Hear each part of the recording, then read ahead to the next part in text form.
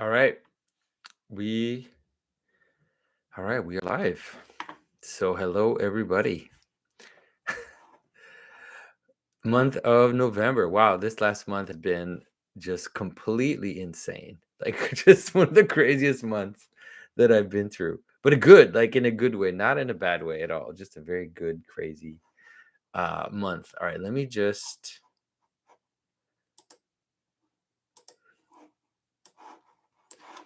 put the chat out here. All right. And so I'm gonna have a few announcements to make before we start. And there is my friend Brad. Nice to see you, Brad, in the chat. That's good to know that you're there. I always forget to ask if there are going to be moderators in the chat, but it's good to know that there are some.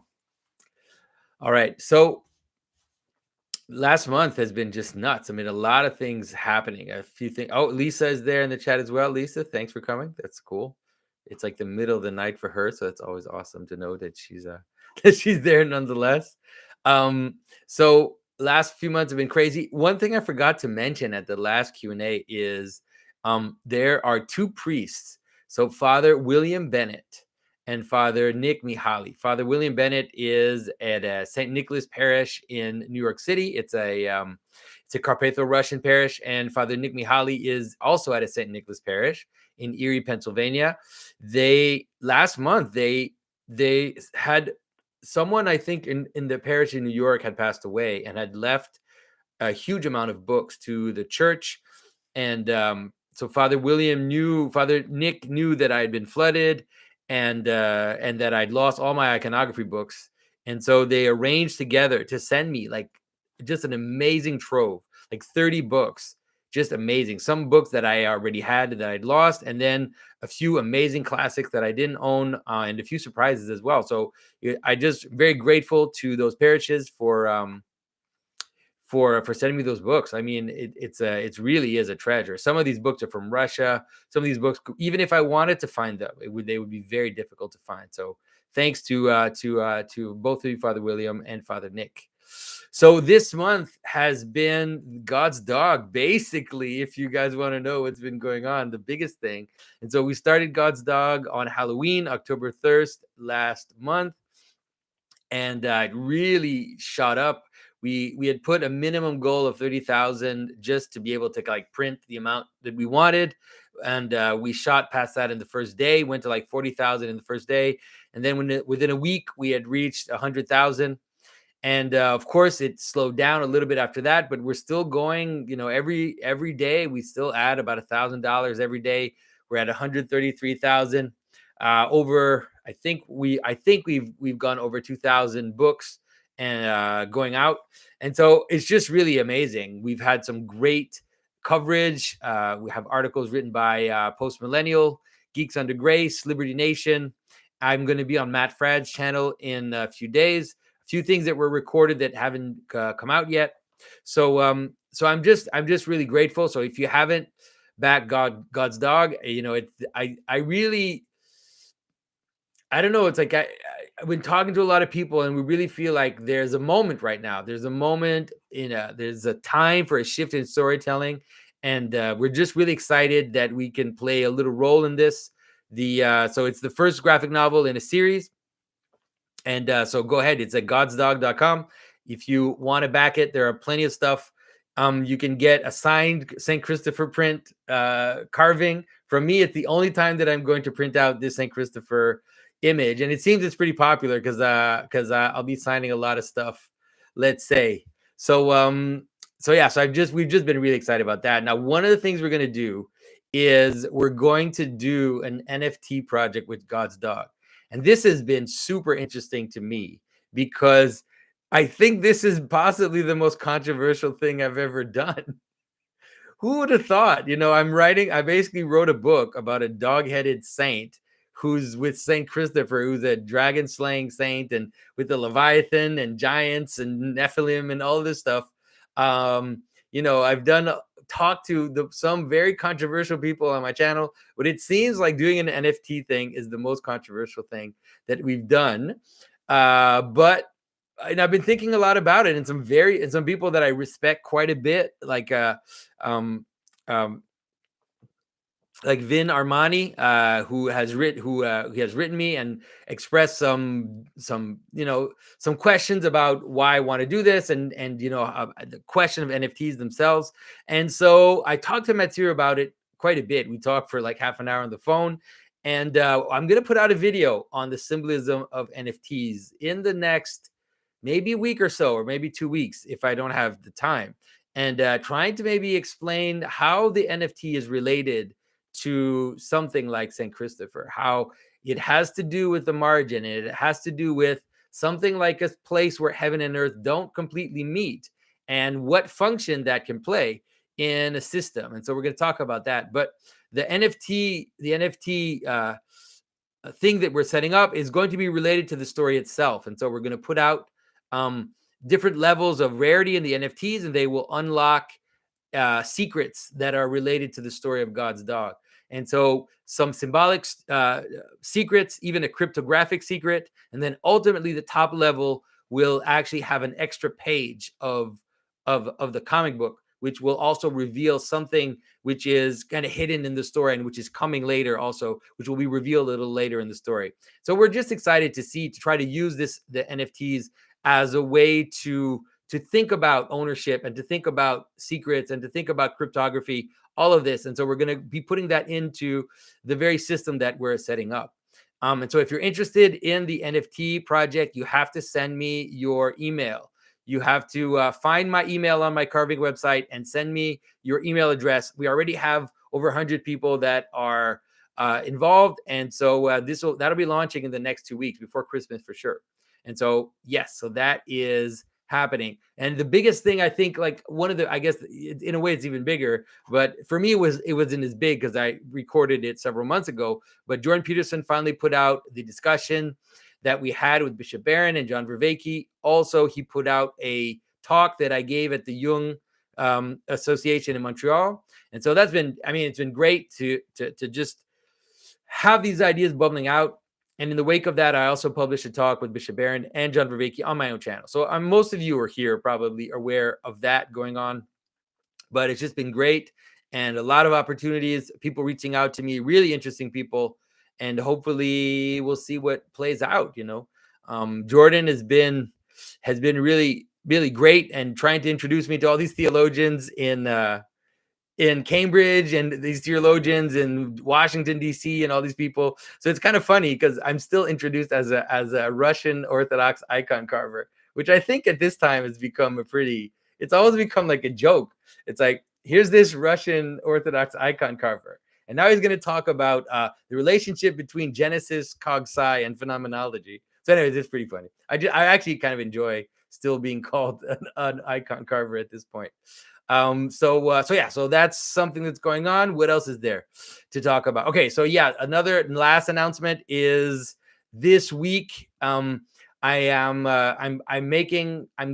guess it's because it's Cyber Week and everybody's having sales on their different platforms. So I'm having a sale this week, which started at the beginning of the weekend and is going to last until December 4th. And the sale is on kind of all my platforms. If you on my merch platform, symbolicworld.store, you can get 15%. And also for my icon carving classes, you can get 15%. And at checkout, it's Pajot 15. So if you want it to get into that, I'll probably be posting a few ads during the week, just to make sure people can take advantage of that. If you want to get Christmas gifts, it's still time to do that. And so yeah, so many things going on. So all right, so let's just go. So Lisa says, is Johnny doing money laundry? Not at all. The funny thing about this is I'm not going to get any of this money. The NFT project and the crowdfunding for Indiegogo, I'm not going to take any profit from it.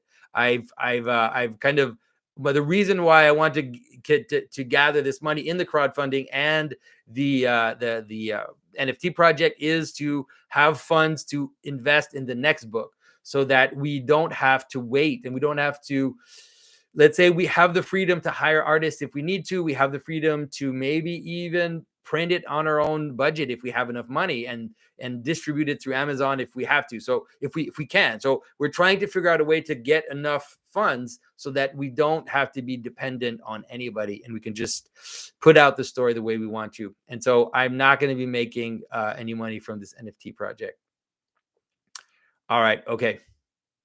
So here we go. So let's start on the questions. And so these questions, so most people might know, the people who support me on Patreon at $10 or more, they can ask questions in advance. And we have too many questions. We used to open up super chat so people could ask questions here, but it's just become too unwieldy.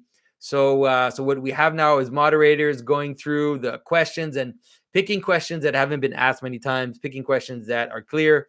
And so we're trying to limit ourselves at around 50 questions for the Q&A. And so if your question didn't get picked this month, try to write a clear question, and try to see if that question has been asked before. You usually can find questions as clips on the clips channel to know if that question has been asked before. All right. So 10 minutes of announcement. That's a lot of announcements. All right, guys. Sorry, but it's just been a crazy month. All right. Okay, so here we go. So we start with the Symbolic World website. So C. Streetzel asks, please explain the symbolism of the Orthodox icon of the Holy Trinity. It has three angels sitting around a table where Abraham's offering has been placed. All right, and so a related question on the Trinity also. Hi, Jonathan. I've noticed that in some renditions of Rublev's Trinity icon, the head of the calf is depicted in the bowl on the table.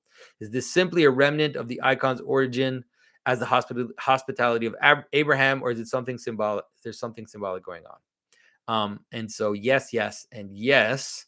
So I mean, the symbolism of the Orthodox icon of the Trinity, especially the one by Rublev, what Rublev did is that the image of the hospitality of Abraham is one of the oldest images. We have versions of it in some of the early Roman churches. There's a mosaic, for example, in Saint Mary Major, where there is a little mosaic of the hospitality of Abraham, and in that, the hospitality of Abraham is when the three angels came to visit Abraham, and Abraham served them a calf. But also, it's the moment where the angels discern that Sarah is pregnant. But the image of the three angels has been seen by the church fathers as an image, or as a hinting of the Trinity from the very beginning. And so what Rublev was able to do was that he was able to reduce the image to its most simplest terms. In the older versions, you would see Abraham and Sarah coming to serve the angels. You would see, for example, young man's, killing the calf. So you could see different things in the image. But now in the version of Rublev, you really have it simplified. And the way that it's done, it's very powerful, because the way that the angels are sitting around the table, they open up in a manner that, it feels like you are coming towards the table. And so now the table in the icon of Rublev becomes, of course, the Eucharistic table. It becomes a table of the sacraments. It also, in a way, becomes a hint at theosis, at divinization. That is, that the Trinity is asking us to join into the life of the Trinity, to come and be with them in their communion, and so to participate in that communion. And so the angels aren't identified as the different members of the Trinity, but usually the way that it's understood is, at least for sure, the image of the angel in the center is Christ, because of the color of his vestments and because of the way that he's kind of holding his fingers. And then after that, it becomes a little more ambiguous, I would say, in terms of interpretations. I've read several, and I've never completely satisfied with the interpretations. As for the calf, which is on the table, I do really believe that it is suggestive of the Eucharist, and it is suggesting the sacrifice of Christ.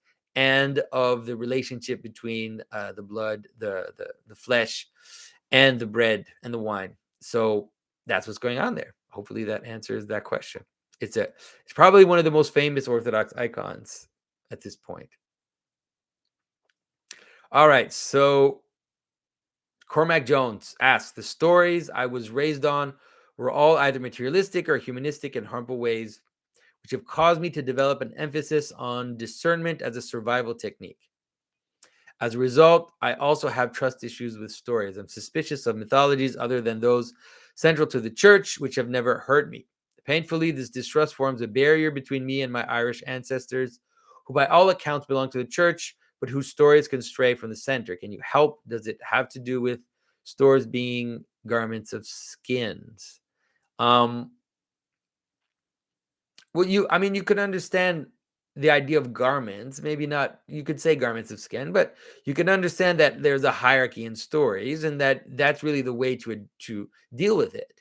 And so if you have a kind of level field where you believe that all stories are the same and that all of them have the same importance, then I can see why it would be a struggle for someone like that to be able to sympathize with some ancient mythological stories or folk tales or fairy tales. But if you have a proper hierarchy, then it doesn't bother you so much because you see them as kind of flowing out of the central story of Christ, even though they might precede it in time. You can see it as whatever is good about those stories is that which kind of hints towards these mysteries. And I think it's really important to be able to have other stories besides the biblical stories because sometimes it can help you see things in the biblical stories that you didn't see before. And so by being able to notice the similar patterns and sometimes similar but contrasting patterns in other stories and in other folklore, then it can help you it can help you see the stories in the scripture more clearly. It can also help you see Christ more clearly. And so you could say that it's like that for every exterior thing, that every exterior thing, you know, um, in its proper place can actually help you see Christ more clearly. So Jay Grubb asks, Umberto Eco is interesting given his massive knowledge about medieval and Renaissance Europe. I don't quite know how to take his novels, however, and was interested to know if you have any thoughts.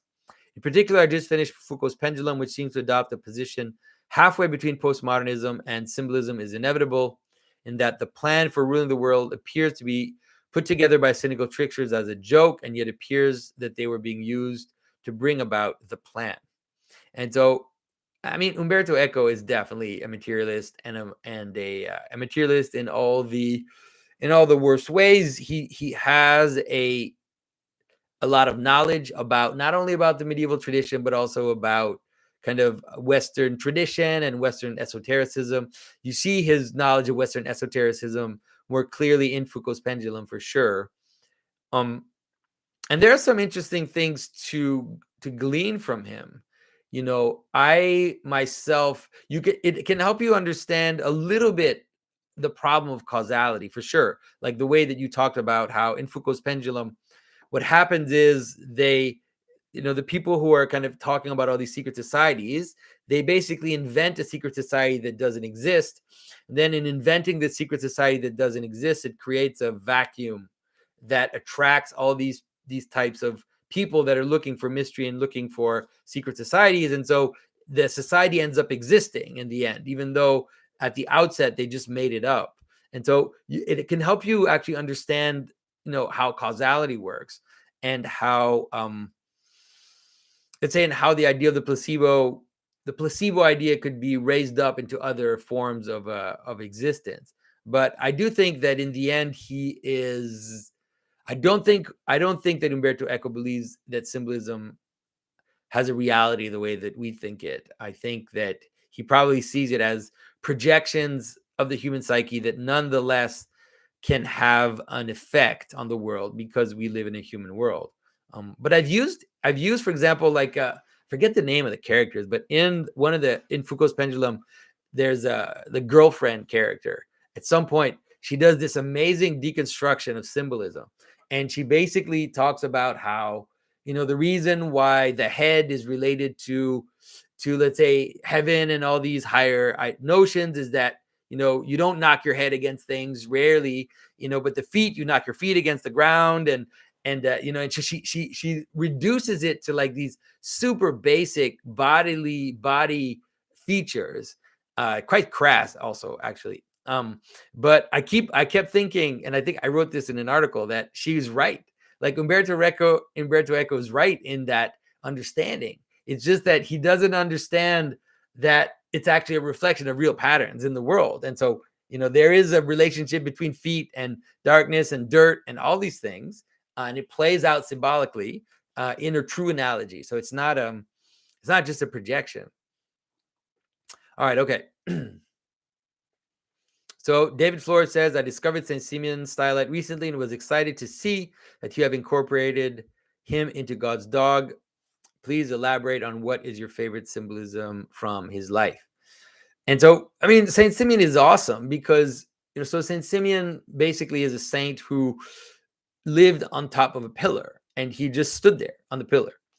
And he just prayed all day. He did prostrations and he prayed. And he became basically the center of a monastery. At some point, everybody started flocking to him. Kings would come and ask him his advice. There are like these stories about how people who would want to go up there to do him harm would just die, in strange accidents. And so he's just there at the top of the world, and he basically acts as an authority figure. And it can help you understand how just placing himself up there in humility, because that was really important, because at some point people thought that he was just being arrogant, and so the ecclesiastical hierarchy came to see him, and they saw him at the top of this pillar, and they said, all right, you come down right now. And he just didn't ask any questions, he just started coming down the pillar. And they're like, no, stay up there. If you're gonna actually obey us to come down so easily, stay on the pillar. And so he stayed there. And so it can help you understand also how stillness can be the cause of action, right? How someone cannot do anything but still become a kind of motor for other things to work and other things to exist. And so Simeon acted almost like the axis of a wheel, like this still point in the middle around which where the world started turning. And so, for example, there are these traditions that they took the acts of the Council of Nicaea to him, and that he had to kind of approve them. And there was this sense in which if he didn't approve the acts of the council, that who knows, maybe it wouldn't have been orthodox. So, all right. So Patrick asks, "Hi, Jonathan. Thank you for all you do. I'm trying to write a short story for the Christ and Tolkien conference, and can't get out of the feeling that my ending is a Deus ex machina. Can you talk about the symbolism of this pattern?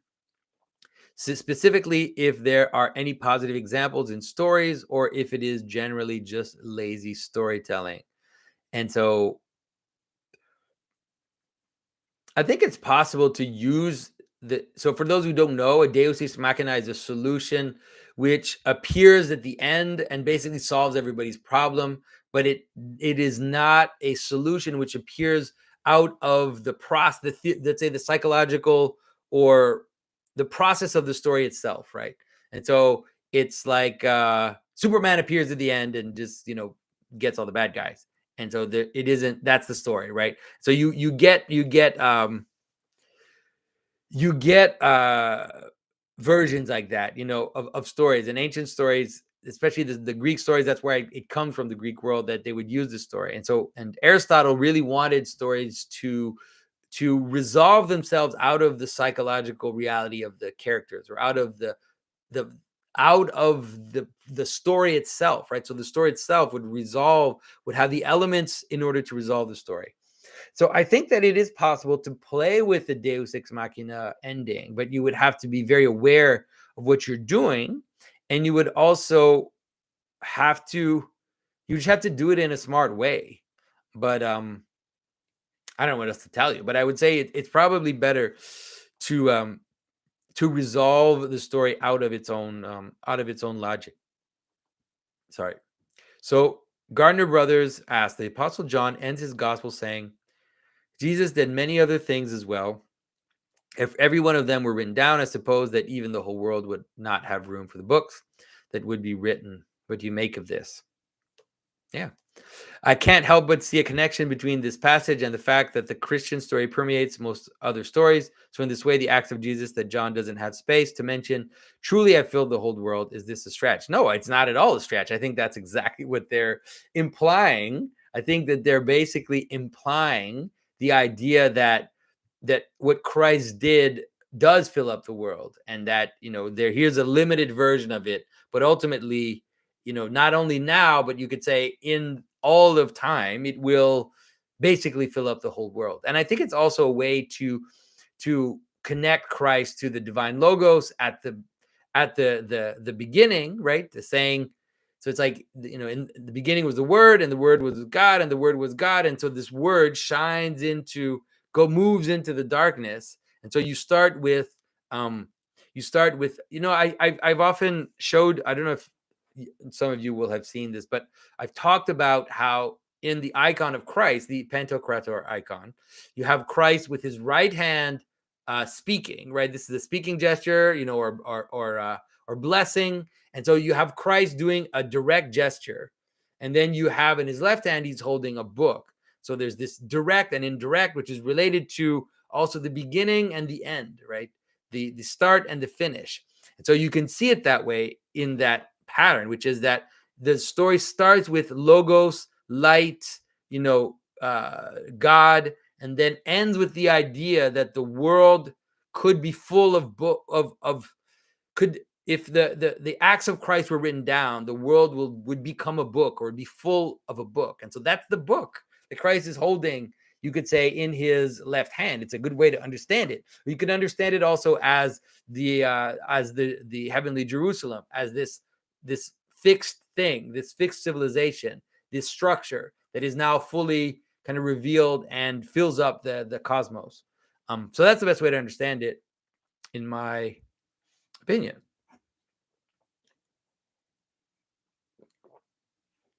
So a bit not bothered says, you mentioned the movie Midsummer in a previous video. The main American student characters seem not to understand that their participation in the festival has serious consequences, regardless if they believe in it. In the current culture war, what do modern secular people not understand about participation? Thanks.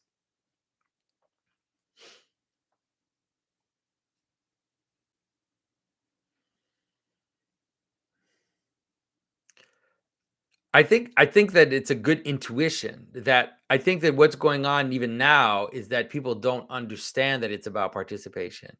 And so even though they will participate, and they do participate, they don't necessarily understand the stakes of participating. And so the fact, for example, that the state in many places, for example, where I am, wants us to actively do certain things that permeate all the way into our churches, all the way into our relationship, right, is about participation. And so, the masks and all of the social distancing. I saw a video today where the Spanish prime minister saying that they're not going to remove the mask, even if COVID finishes, as long as there's the flu, they're going to keep the mask. It's like, so it can help you understand that it's about making people participate. And so I think that people don't realize that this is what's going on. And so by making you participate, it's much better for you to become what they want you to be than having you agree or disagree with what they're saying. By physically embodying and doing things, then you are colonized in a way that is far more embodied, or far more, it goes deeper than just saying so that you think this or that you think that. So I think that for sure people don't seem to understand what's going on in kind of, let's say reprogramming us in a certain manner. So Ciaran last asked, is there a difference between the earth and the world, or difference between heaven and earth and the world? How do we understand the difference symbolically? So, I mean, I think that the earth in the it's what heaven and earth in the primordial sense, earth is just potential. And so you can have different relationships between what's above and what's below. And so when we talk about the world, it's usually to a certain extent something which is manifesting heaven, which is actively manifesting heaven, whereas the earth, at least in Genesis and at the outset, is like something like darkness. It's just this potential for existence. So I think it's a little different, but the reason why you think it's the same is not it's not silly. It's because you know we often represent the duality of heaven and earth, or heaven and what's above and what's below, as what is non-manifest, let's say heavenly pattern, and what is manifest, and so what is happening. And so in that way it's not a completely silly relationship that you're doing. It's just that you can see this opposition in many ways. You can see it, like I said, like that of that which is invisible and pattern, and then the manifest patterns in the world, or you could see it as that which is invisible and pattern, and that which is invisible and potential, and then in the middle being the world or the cosmos as the joining of the two. And both are totally appropriate. It just depends on the circumstance and what you want to emphasize. But it's good that you're able to distinguish them as well.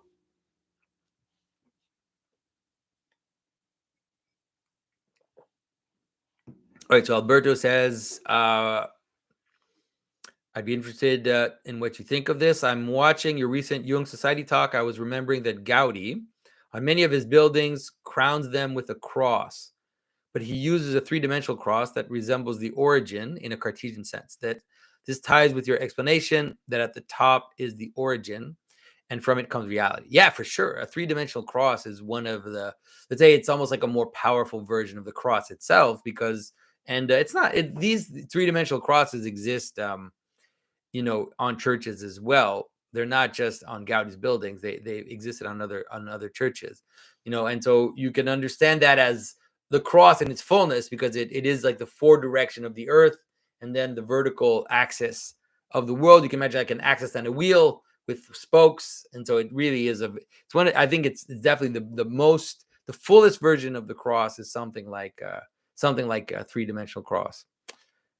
So yeah, your insight is quite good on that, for sure.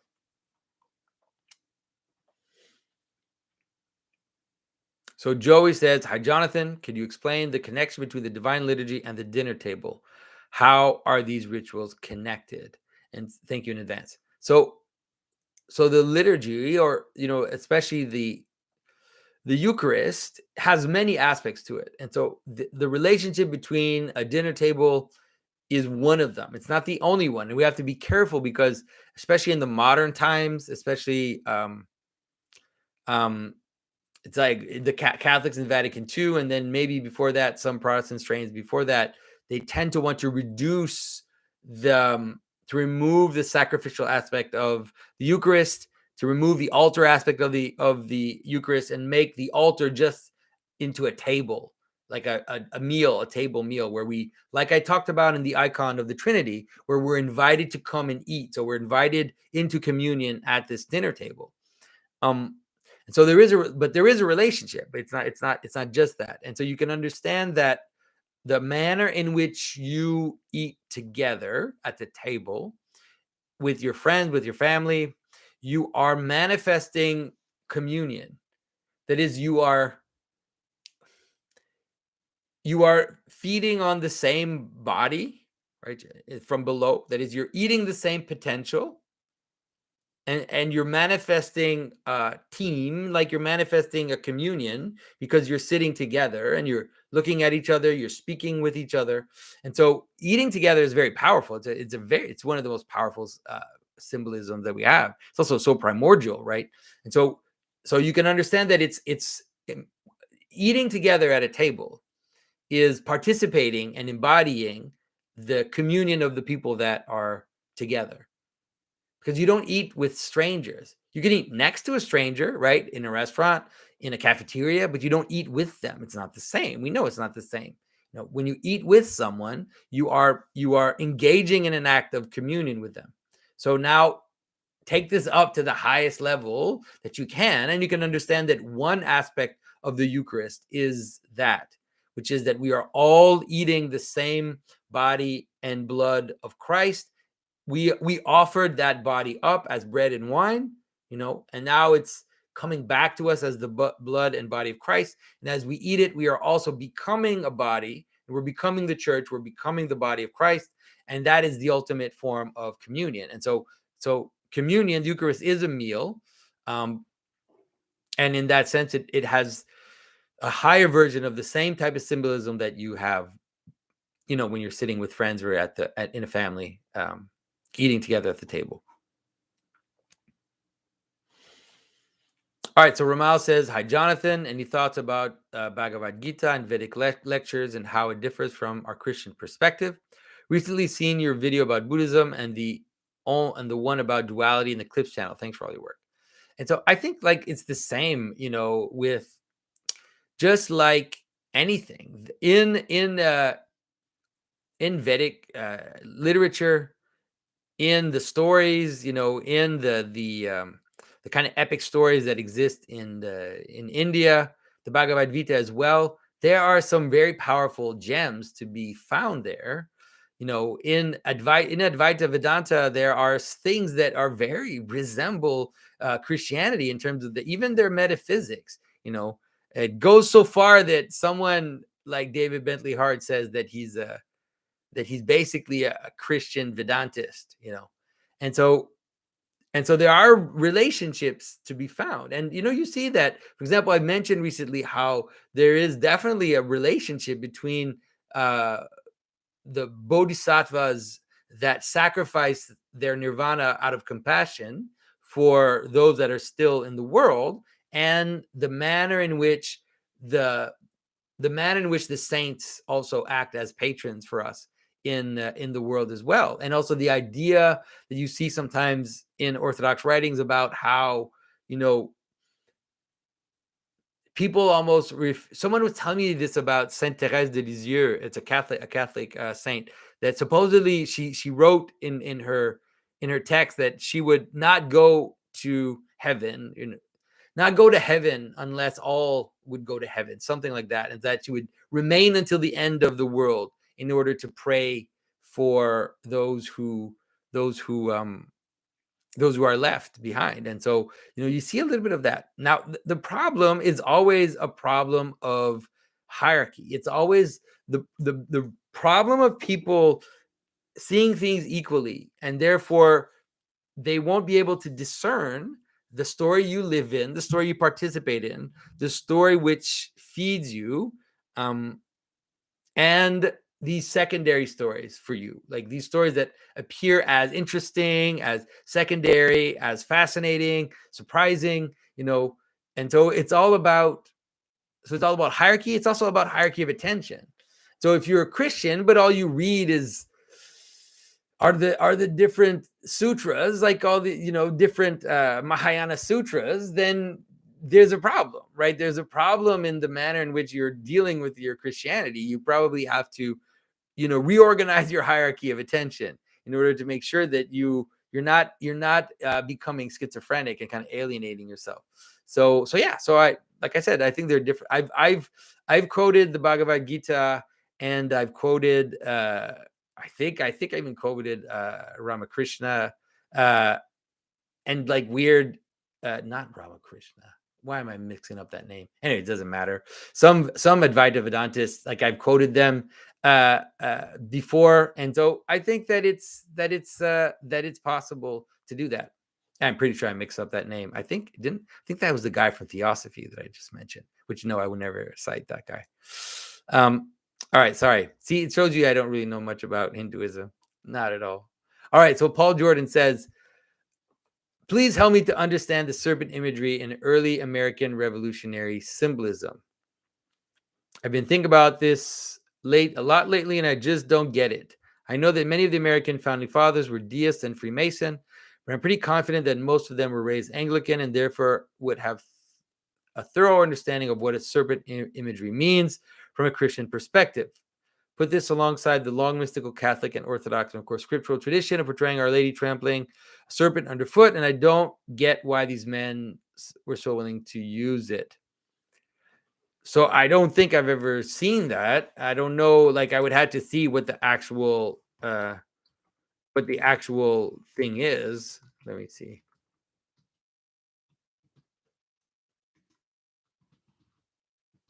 So I'd have to see, like, what it is that they're using. Anyways, I'd have to look into it. I probably, I guess, just have to do with the idea of the snake being cut up in terms of liberty or death. I guess the "Don't tread on me" symbolism. Um, I mean, I have to think about it. The snake is not bad in itself, and I've mentioned, like I've mentioned it before.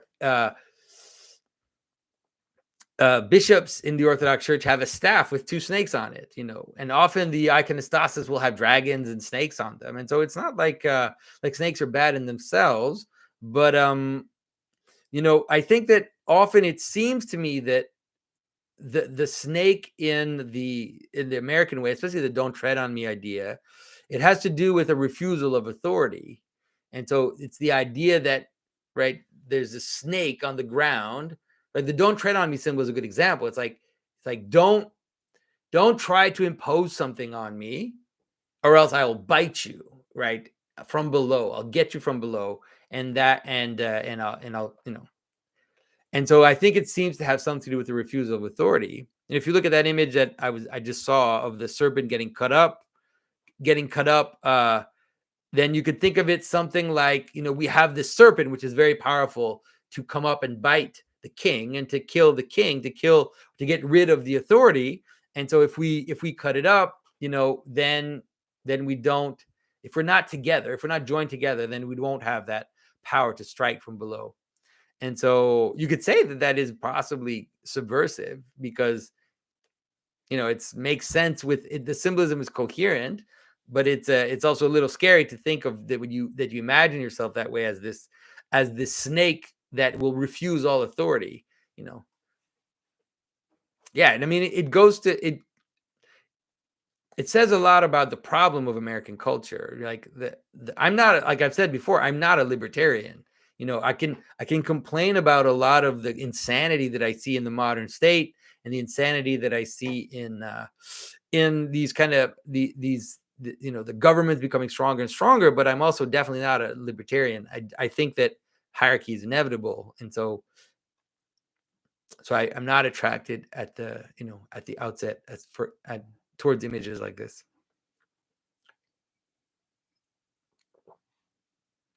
All right. So, hi, Jonathan. I'm asking this question as a request from my 15-year-old nephew, Carlo. This is Eric Solander asking. He wants to know the meaning of the meteorite striking the statue in Daniel's interpretation of the dream. He has started to go to liturgy with me as well, and I'm very proud of the way he's excelling in life. Well, cool. That's awesome, Eric. Um, Eric has written some really great articles on the Symbolic World website, by the way, if you guys want to check it out. Okay, so it's not a meteorite. I don't know why you think it's a meteorite. It's the idea of an uncut stone, a stone not cut from human hands. And so maybe you could interpret it as a meteorite, but usually that's not the way that it's interpreted. It's like a stone which falls from a mountain. You see that the images of, for example, the Mary. Sometimes she's called the uncut mountain, or the mountain from which the uncut stone has come down. But in terms of the actual symbolism of the statue of Daniel, you have to understand it as the statue of Daniel is a hierarchy. It's a golden age, a silver age, a bronze age, an iron age, and the end of the iron age, we're in the toes, where the toes split into 10. So imagine you have the head at the top, you have one at the top with the crown, the golden crown as the head, and then you have the two arms, right? And then you have the two arms on the torso. Then you keep going down. It's two, and then it ends in multiplicity. It ends in 10 toes, and the 10 toes are the end of the age, the end of those four ages. And the 10 toes are mixture. They are a mixture um, between iron and clay. And so you can imagine that as the hierarchy goes down, the metal at the top is the most precious, the most light, and also the most shiny, you could say, the most incorruptible, but also the least strong in terms of physical strength. It's the weakest metal in terms of you can't make a sword out of gold, right? And so as you go down, the metals are less precious, less less light, darker, you could say.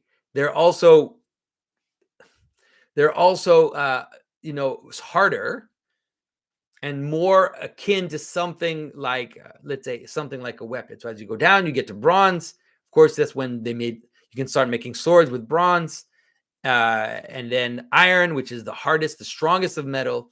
But then moving towards that strong and hard, at some point, it starts to become brittle. So the very process by which you make something hard and powerful, if you lose its flexibility in materiality, and also you lose its unity in terms of moving towards the crown, it's all these analogies are playing out together, then you come to something which is a mixture and which is multiple and which is brittle. And so those are the toes at the bottom. And so then you can understand that out in that situation, an event will happen, right? An event which is, let's say, a purely natural event, one which doesn't participate in this hierarchy of meaning, this hierarchy of techne, this hierarchy of technology, the hierarchy of meaning, the hierarchy of civilization, all of these things, that something will come from the outside, something not made in the system. And once the system is brittle, it'll smash it. And that's it. Right? So you can imagine, for example, that it could take several forms. Often it's seen as Christ, how Christ basically smashed the Roman Empire, how Christ came down and restarted the whole a new world, let's say, a stone not made of human hands, purity, all of these things. And so that's what it means. Usually Christ is seen as this stone, but you can understand it as a pattern of a cycle and how a cycle ends, when it comes to these last moments. Yeah. All right. All right. So Kelly Madden asked, a breakthrough in symbolic understanding happened to me when I sat alone on a beach and observed. I could see land rising above with water, with square built houses, seagulls flying, waves, and so forth. I wonder how many people today have ever seen the stars without light pollution. Don't the physical circumstances of mediated urban life pose a huge obstacle to our ability to grasp the ancient worldview? May I experience it? May I recommend these experiences to our community here? Yeah, you're right. You're totally right.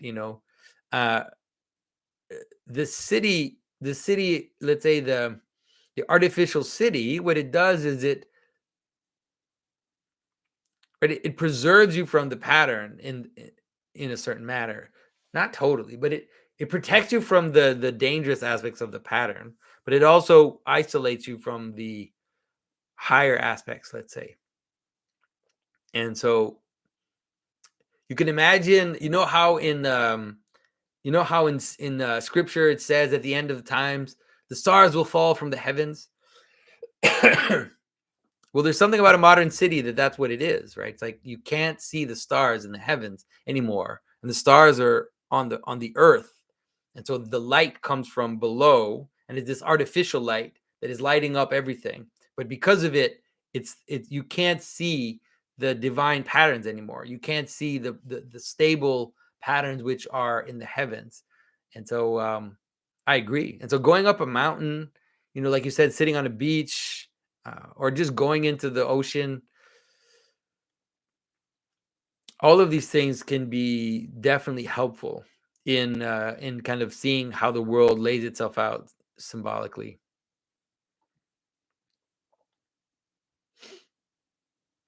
All right, so Will asks, why pray for the souls of the dead? And then there's a related question. Let's answer this one and see if I end up answering everything. So the best way to understand that is that you don't pray for the souls of the dead, at least not ultimately. There's a manner in which at least in the Christian story, there's a manner in which what Christ reveals a transformation of death. So it's mysterious. It doesn't completely make sense in terms of if you're just paying attention to the limited temporality. But if you listen, for example, to the uh, the homily of Saint John Chrysostom, which we say at Easter at Pascha every year, at the end of the homily, it says Hades is empty. Death is empty. Christ has vanquished death. Death has been overturned. Right? Death has no power. Basically, death is gone. And so it's mysterious because it's like we look around and we see that okay, when people still die, but there's a manner in which Christ has vanquished death and has also in a certain way transformed the very nature of death. Um, so when we're praying for those that have fallen asleep in the Lord, for those that have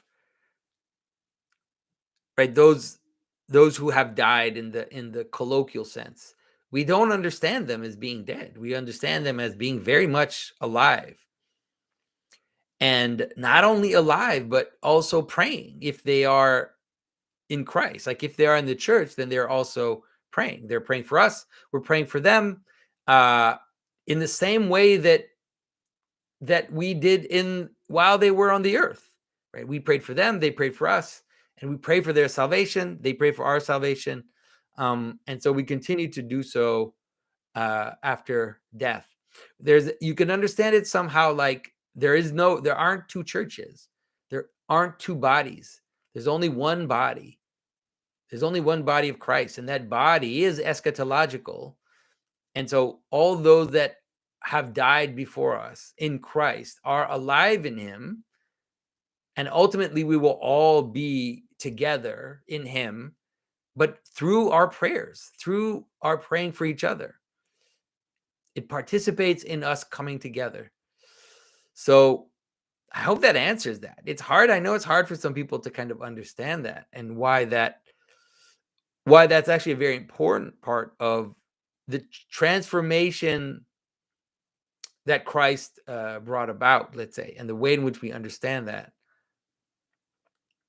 All right, so Jason Schweitzer, supposedly it's related. Let's see what it says. I'm not sure if I'll get this question in time or not. Okay. I've heard there is an idea possibly within the Catholic tradition that one can pray loved ones out of hell after they have deceased. Is 2 Samuel 21:10 a symbolic image of this? No, not at all. If not, what purpose is this scripture trying to convey? I guess my question might be on symbolism of moving someone's bones. And so, what is it, Samuel? Is that the story of the? Is that when King Saul? Um,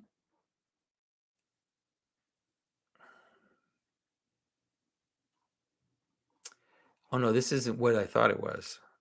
I thought it was when.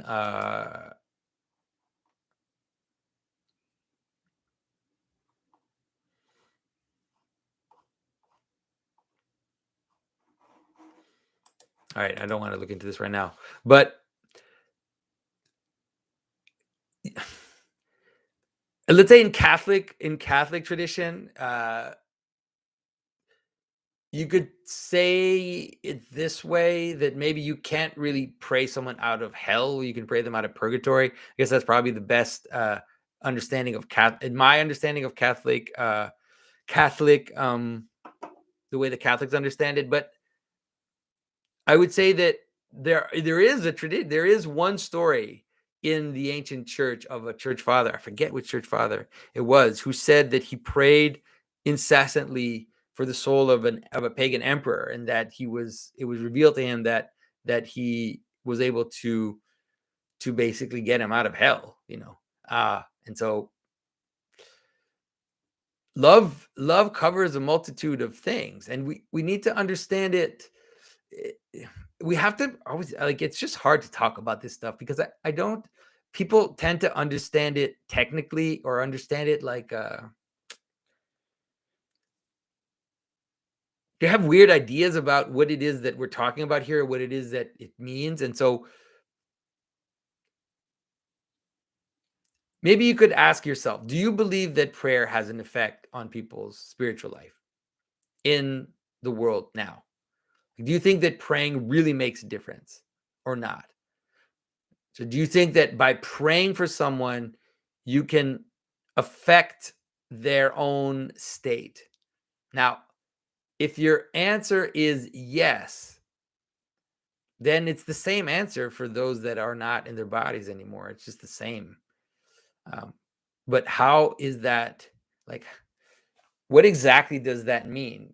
Is not is not super clear. So maybe let me try. I'm trying to help you guys because I'm trying to avoid this becoming one of those weird things where we believe things that don't mean anything anymore, right? It's like at some point, sometimes when we talk about these things about life after death, and we talk about these types of interactions, they don't mean anything to people. We believe them, we say them, but they don't mean anything. And so when you pray for someone, right, you hold them in yourself. You're remembering them. You are connecting them to you. So you're bringing them to a certain extent in communion with you. This has to do with the idea of God remembering Noah, or Noah remembering God, or Jonah remembering God when he was in the depth of Sheol, like when he was in the depth of the ocean, when he was basically in death. Remember that that's what's going on in that story, and that the memory of God is what lifted him out. His repentance and his reconnecting to God, remembering the temple, remembering God, is what brought him out of death. And so that is true of God, but it's also true at a lower level for all of us and the way in which we interact with each other. And so by remembering someone in your prayers, you are connecting them to you. And to the extent that you're connected to others, to the extent that you are connected to God, and that those others are connected to God, that's a real thing. Like, it's a real binding of people together, and a kind of dance of prayer. It's the best way I can explain it. And I just want to be careful because I know that, like I said, these things can become arbitrary really fast. And so I want to be careful that it doesn't sound arbitrary. Hopefully, this is a little helpful to understand. So yeah, or maybe I just confused you guys a whole lot more. Sometimes I feel like that, especially during these Q&As, and I'm just confusing people more. All right, so Mark says, greetings from Tbilisi. Wow, cool. I heard you use the word fractal a lot. Is dimensional a more accurate word? By the by, that Mandelbrot fractal image, the zooming into different repeats only seems to work if the zoom occurs on the edge of the pattern. And so, I mean, I don't know. I'm not sure how you use the word dimensional. I think the way that we use the word fractal is really just to help people understand that it's a pattern that repeats itself, and that is made of itself, but it's also not in a, not necessarily the Mandelbrot. It's a fractal is great because it's not just a repetition of the exact same pattern. It is like a dance where bigger patterns are made of smaller patterns, which are related to the bigger patterns, but aren't exactly the same. And so you get this kind of similarity and difference at different places in the patterns. And so I agree. Like, obviously, if you just zoom into the absent part of the Mandelbrot pattern, you're just gonna. I mean, I imagine it'll be dark for a long time before you actually encounter something. but I'm not sure what you mean by dimensional. So, all right. So enough of the symbolic world questions. So one question from the people who support me on Subscribestar. So Little Joe asks, "Hi Jonathan, I love your work. Thank you for your podcast with Bishop Barron. To quote John Paul II, the church must breathe with her two lungs. Just wondering if you have ever heard of Full Metal Alchemist Brotherhood. If not, it is so deeply symbolic. I'm sure all of your followers would appreciate your analysis of it." And so it's interesting because like my daughter was really into anime. She's not so much into anime anymore, but she was into anime for like about a year, like about like when she turned a little bit before she turned 13. Um, and she really, we were really looking for an anime that we could watch together. That wouldn't be because she's smart and she's kind of mature, like that wouldn't be too childish, but also not too crazy. And so we decided to watch that series together. We watched a few of the episodes, and there's definitely some interesting stuff in there. Definitely some interesting things in terms of the idea of like a kind of a bad incarnation. This idea of something that is in a shell that isn't fully embodied, but is kind of this arbitrary, almost arbitrary relationship between heaven and earth. And there's also there was this weird episode about hybrids and stuff that was very well understood in terms of the symbolism. And so, yeah, so there were some interesting things, but we ended up just not, we just stopped watching it at some point just because school started and then everybody's busy. And so, yeah, but I mean, sure, maybe one day. I don't watch anything these days. I tend to, I have waves. Sometimes I'll watch a few things and then I just move on to, there's so many things to do in life right now. There's so many things to do. All right, so let's now we are moving on to Patreon. All right. So Christian Swenson asks, "What is the symbolism of symbolic thinkers? What role do people like you, Jonathan, play in the symbolic world? What is the pattern you play out?" And so it depends. Depends which way you could see it. Like what we hope is that in a way we're acting as something like we're acting like a crutch in a way, but crutch, like you could say we're acting like garments of skin. We're acting like a way to help people walk again. But it's also dangerous because explaining symbolism can make people can trick people, not trick. I'm not trying to trick anybody, but can delude people in thinking that they've got it because they can explain it. But explaining it and living it are not the same. And so we're playing a tricky game when we're kind of walking between trying to help people have those intuitions on their own, trying to help people go back to church in the broad sense of getting, re-involved in symbolic worlds, and explaining it enough so that people don't just think we're spouting gibberish. So yeah. So I think that's the role we play.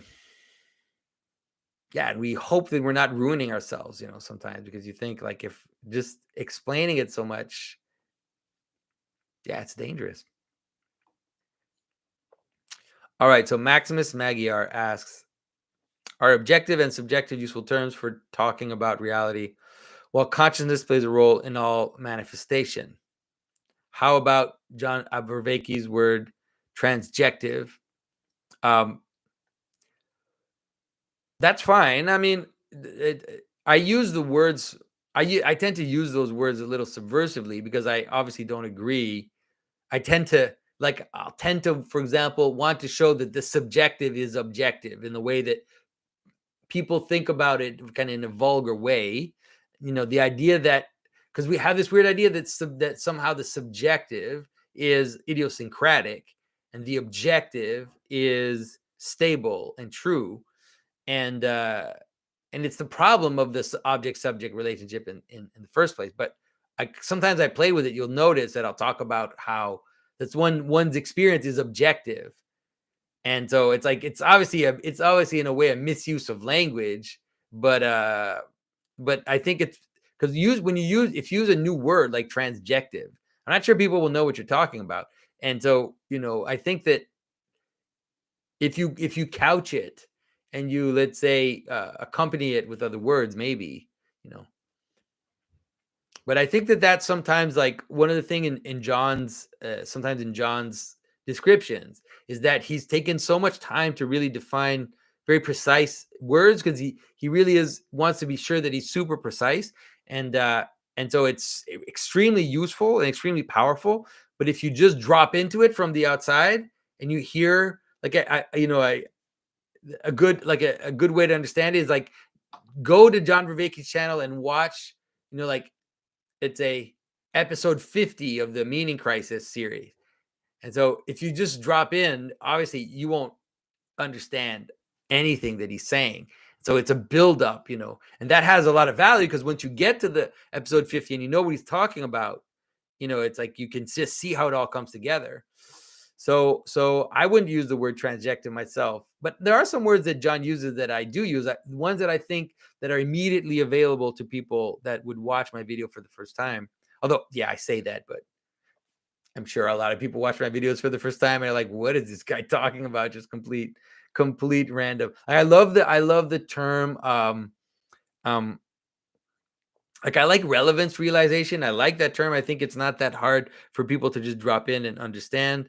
I love the word combinatorial explosion. I think that's an easy word to get. But there are other terms that he uses. For example, like when he talks about affordance, I think that requires people to kind of dive in and see what it is that he's talking about, and also the word transjective. I think is not easy access, but it's a good word. I mean, it's fine. I don't have a problem with it. So Nathan Condon asks, hello, Jonathan. What is the symbolism behind the saying sins of the father? They are not the responsibility of the son. What of the son who takes on the responsibility himself to amend those sins? Thank you. So a good way to understand that is that you can see that the sins of the father fall on the son. And this you could understand it in a broad sense that the actions we pose, they create worlds, right? They create bodies, and even if we leave those programs, you could call them programs. Let's say a good way to understand it, like you create programs, and even if, let's say, you leave, those programs will run, and they'll run in other people as well. And so someone, I mean, the example of, like, let's say the son of an alcoholic is it's an easy example to understand, but it applies to so many other things too.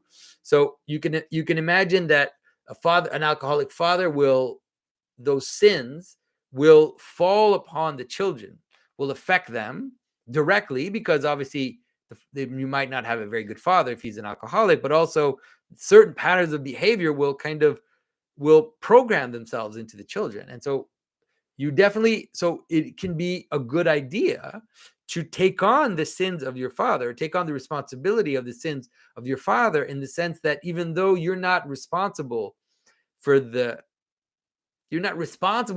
effects that have appeared on you, but if you take them, then you can realign them. But if you just act as a victim, and you just act as someone who is a victim of circumstance and you don't become aware that these patterns play out in yourself, then you're just going to be like a reed in the wind. You're not going to be able to transform that reality. So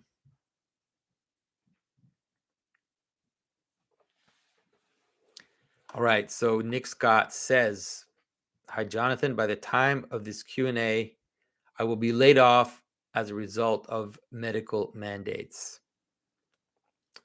I would like to ask you to clarify why you think this is not the mark. I'm not trying to suggest you're wrong or to paint you in a corner, just hoping to better understand what's happening to me and my family right now. It certainly feels like I've been excluded from society, both directly, no income, and indirectly, can't take my kids to a hockey game without it. Thanks for your time, and God bless you and your family. So, so Nick, I'm sorry to hear of your situation. I'm sorry to hear that you're going through this. And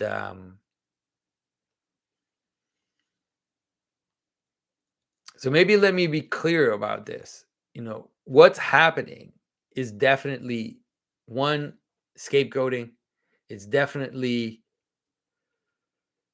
the setup of an authoritarian system, which is creeping in and taking up more and more space. And this authoritarian system is using scapegoating as a means to be accepted by the population by creating the image of those that don't want to participate as being the cause of the problem. This is what's going on. Now, this is evil. It's an evil. We are facing with a growing evil and a growing danger that is true and that is completely that cannot be ignored. Now, having said that, these things have existed before, right? So, authoritarian states, scapegoating, ways of identifying people that that aren't inside, and using them to bring about more and more authoritarian measures is something which has happened before. And so, does this type of behavior participate in, let's say, beast symbolism? Yes, it does. And I've tried to explain this before, especially if you understand the revelation as a system, as a symbolic structure which reveals how society lays itself out, how certain interactions happen. I've often talked about how, for example, from Weimar to the Third Reich is a moment where the beast killed the whore, and where these types of authoritarian measures are being set up now. So the reason why I say it's not, let's say, the epitome, or let's say it's not completely this what's being described in scripture, is that, at least for now, there is no direct apostasy. No one's asking you to let's say, to engage in apostasy in order to get this. And so that's the reason why I'm saying it's not. Now, I've been vaccinated, and because of the authoritarian system which is setting itself up, I definitely intend to resist as much as I can, like resist as much as my will, God willing, is capable of helping me resist. But I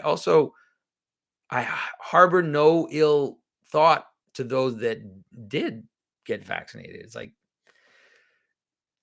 some people don't perceive what I perceive. They don't perceive that this is moving into scary territory, and also some people have a different barrier, of a different limit into what it is, what type of authoritarian measures are acceptable and which ones aren't, because we've already seen many authoritarian measures that we all participate in, or that are moving towards authoritarian measures that we participate in. So it's like, where do you draw the line? Where do you decide, no, it's like, this I'm not going to do? So I think that's up to each of us. But I think it's dangerous to say. I think it's dangerous to say that it's the thing. But I think that those who act as if what's going on is not happening, or that it's not a big deal, that we've moved from a situation where freedom of movement, for example, was the basic right of all, and now we've moved into a system where basically the authorities are allowed to ask for your papers, are allowed to ask you to identify yourself.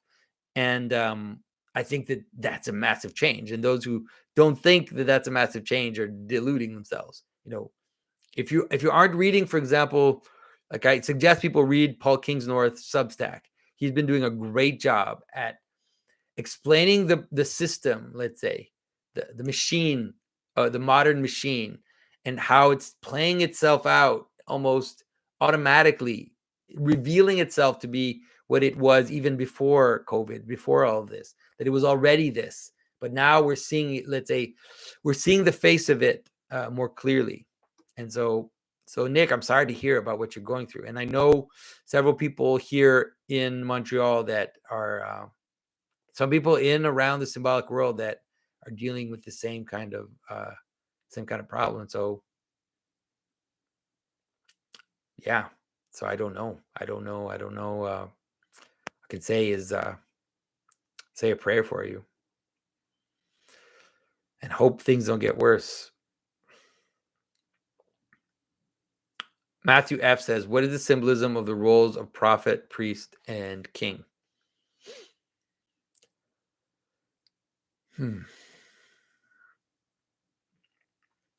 So a good way to understand, I mean, maybe have to separate it. First of all, you could separate it between something like spiritual authority and temporal power. So you can start by having something like the spiritual authority above and then temporal power below. The king is anointed by the spiritual authority. The king finds his legitimacy in spiritual authority because the spiritual authority is that which binds us to a higher purpose.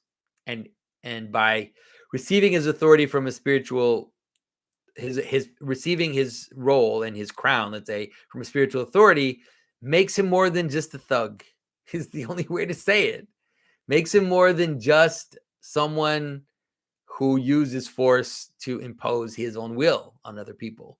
Because obviously states often easily, rapidly degenerate into that. And so by receiving his power from above, you could say, it limits that to a certain extent. Not completely, but it does. Now if we look at the spiritual authority, then you can separate it into two, you could say. And so the prophet is something like the direct authority, and the priest is something like a mediated authority.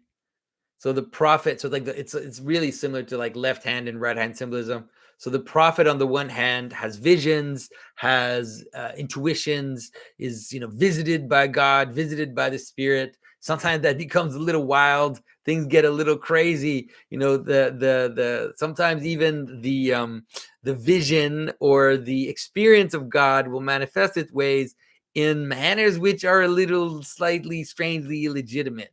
Right? Think of, for example, when God tells Ezekiel that he has to cook food on human feces. It's like sometimes some of the prophets' experiences is a little outside of the bounds, let's say.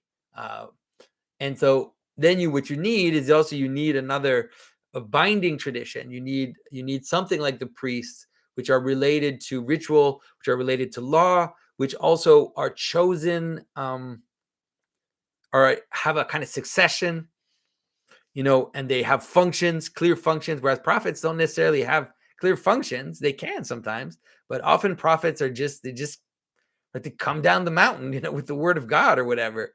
But that can be super dangerous if it's not mediated by an ecclesiastical hierarchy. So an example of that today is something like the relationship between monks and clergy. And so let's say on Mount Athos, there are a bunch of like hermits up there in Mount Athos who live in caves and who get visitors and who say things that are sometimes a little wild, and they have these direct intuitions. And like, what is it that it was Father Andrew Damick who was telling us about the naked ascetics, right? That Saint Paisios talked about how there are these invisible naked ascetics that live up on Mount Athos, and that can manifest themselves. And so it's like that kind of stuff, man. That's some intense stuff. And that Saint Paisios knows these naked ascetics that are there. And so you need something like a hierarchy of priests in order to moderate and to mediate these types of influences. And so, of course, the danger with the priest and the priestly hierarchy is it can become corrupt. It can become something like a kind of corrupt bureaucracy. And so that's why you also need the saints, and you need these these more prophetic figures to keep it in check, and so that's the way to understand that. So Dan Larrabee says, why does paganism necessarily end in human sacrifice? I don't know. Does paganism necessarily end in human sacrifice? I don't know. I mean, I don't think necessarily. It seems that a lot of human sacrifice, by the time that Christianity came about, even in the Roman world, for example, was probably all but gone. There might have been a few examples left, but it was pretty much all but gone.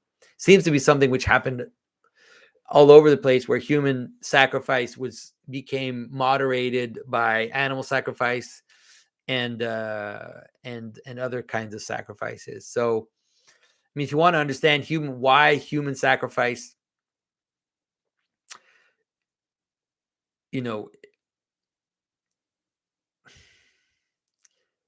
best thing to looking at Girard can maybe help you understand that, and I'm not sure I'm going to go into that right now, because there's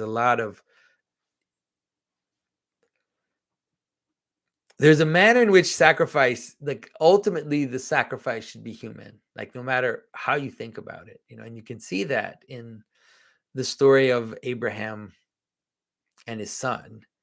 It's as if there's a sense in which ultimately the sacrifice tends towards becoming, like, let's say, the symbolism of sacrifice tends towards human sacrifice, even though I don't think that it necessarily happens that way, because I mean, pagan cultures sacrifice animals, not necessarily humans, and that there's a way in which that somehow has to be moderated, because it's dangerous, like, it's a super dangerous thing. But ultimately that's what happens in Christ. Like, in Christ, it all kind of comes together. It all kind of comes together in the idea of self-sacrifice, where the problem of human sacrifice kind of gets resolved in Christ, and the martyrs. So think of the martyrs that way. Think of the martyrs as willing human sacrifices. Start thinking about it that way. It's pretty crazy to think about it, but that's kind of how they were. And so, so man, I can't believe I'm talking about this. So think about how ancient cultures practice human sacrifice. A lot of them, like, they would, for example, they would kill a child, and then they would put the child under a post of a building. So the sacrifice of the human sacrifice would become the foundation on which the building would hold. So you can understand it, obviously symbolically, as the idea that human sacrifice is the manner in which groups exist, right? So you can't have everything in the group. It doesn't work. And so you have to sacrifice some aspect, the best of you, up towards the purpose which binds you together. Then you have to sacrifice the worst of you out. So you cut off that which is defective, that which is strange, that which is not part of the group. And so that's how it works, And so ancient people had a deep intuition that that's how it works, and they engaged with it, like, and so, but that's a problem. Like, it's a serious problem, because it leads to crazy things. Like, it leads to escalation, right? And the image that we have, for example, right, of the Aztecs, that were killing thousands of people, to keep their societies holding together, because they were in trouble, and they just had to keep killing people in order to kind of try to consolidate this thing that was falling apart. Like, and so Christ solves it. And so if you think of the martyrs as willing sacrifices, then you can understand why we say, right, the blood of the martyrs is the seed of the church. It can help you understand why we place relics under altars, especially relics of martyrs. It can help you understand why we found churches on the place where martyrs died. Man, I can't believe I'm saying this. Sorry, guys. Oh boy. All right. Okay.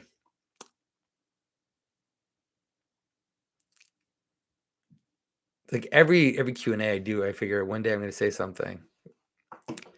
All right. Okay. So mid Mohammed Ali says, "Hi, Jonathan. Bonsoir.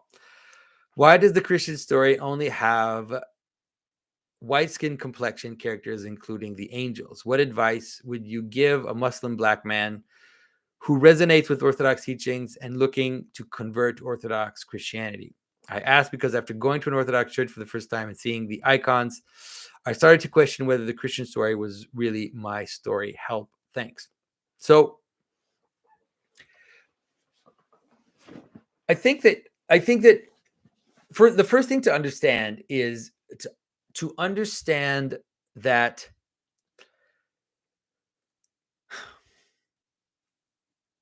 a lot of the way of in which people represented, of course, Christ and the has to do with just the reality of the historical moment, and so Orthodox, Christianity became Roman very fast, and so it became Roman in all of its representations.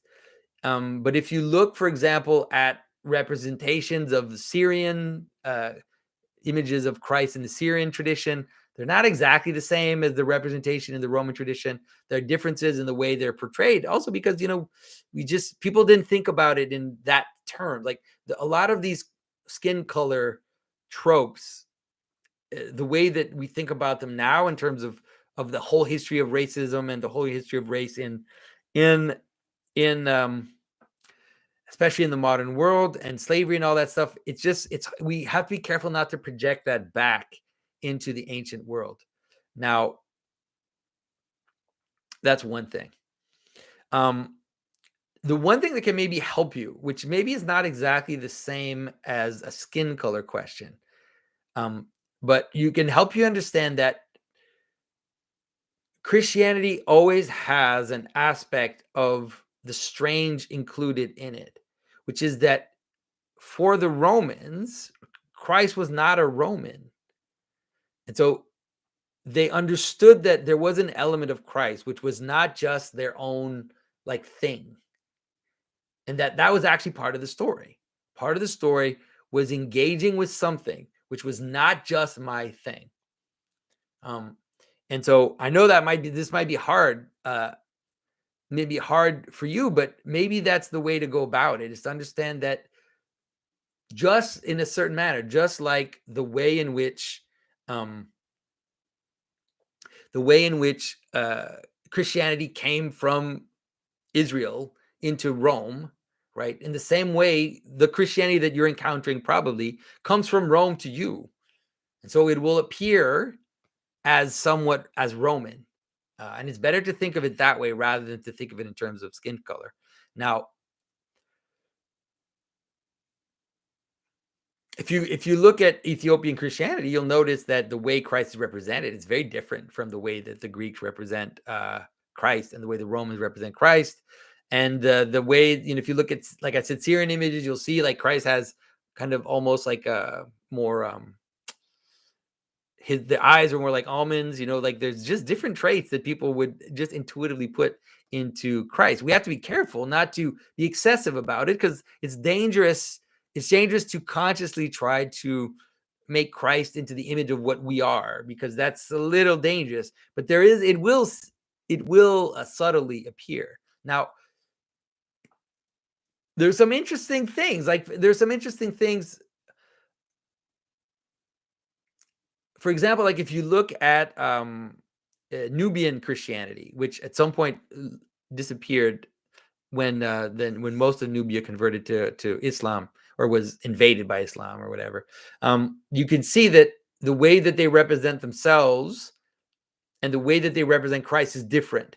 And so if you find old frescoes of Nubian churches, you'll see that they represent themselves as darker than Christ.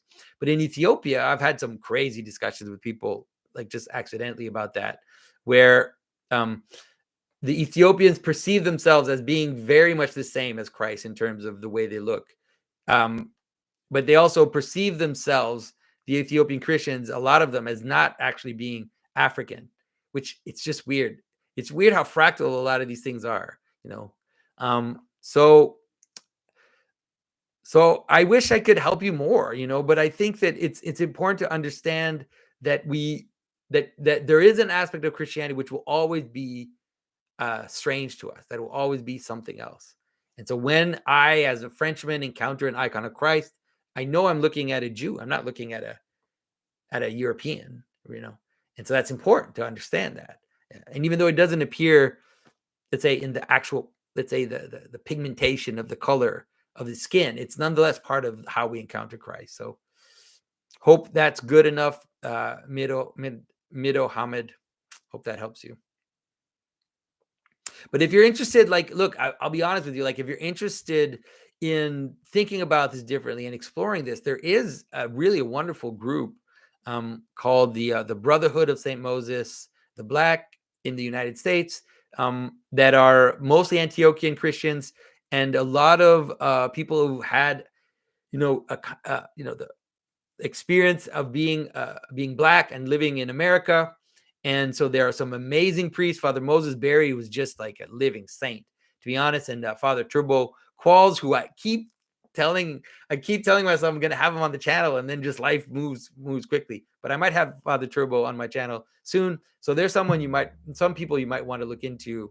And they've done some interesting work in terms of exploring the symbolism of darkness. I read some of their prayers that they did, and some of the articles that were published on their website.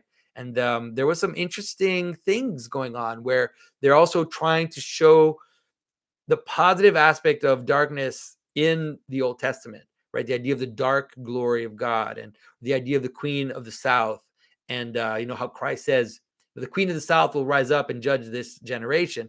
Like, there's all of this interesting symbolism, which is there. You can look also in our Universal History series. We did a whole thing about how there's our Greek traditions of how the final emperor will rise out of Ethiopia. So it's not as simple as we want to think. And so, although I understand your struggle, I would say there's a lot of things to think about beyond that as well. So hope that helps.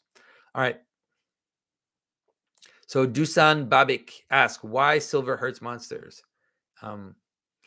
It doesn't hurt every monster, right? It hurts werewolves and vampires, maybe. I'm not sure, but for sure werewolves. I think it has to do with purity, and I think it has to do with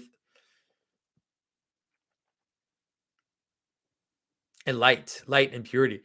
Like the silver is so shiny and light. So I think that's what it has to do. It's kind of like, say, it's like a silver bullet, right? It's like a light bullet of light that shoots and dispels the monster.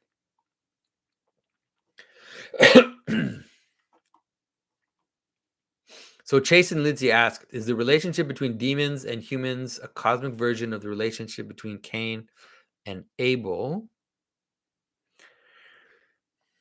And is this why fallen angels are so connected to Cain's lineage? If not, why do demons seem to hate humanity so much?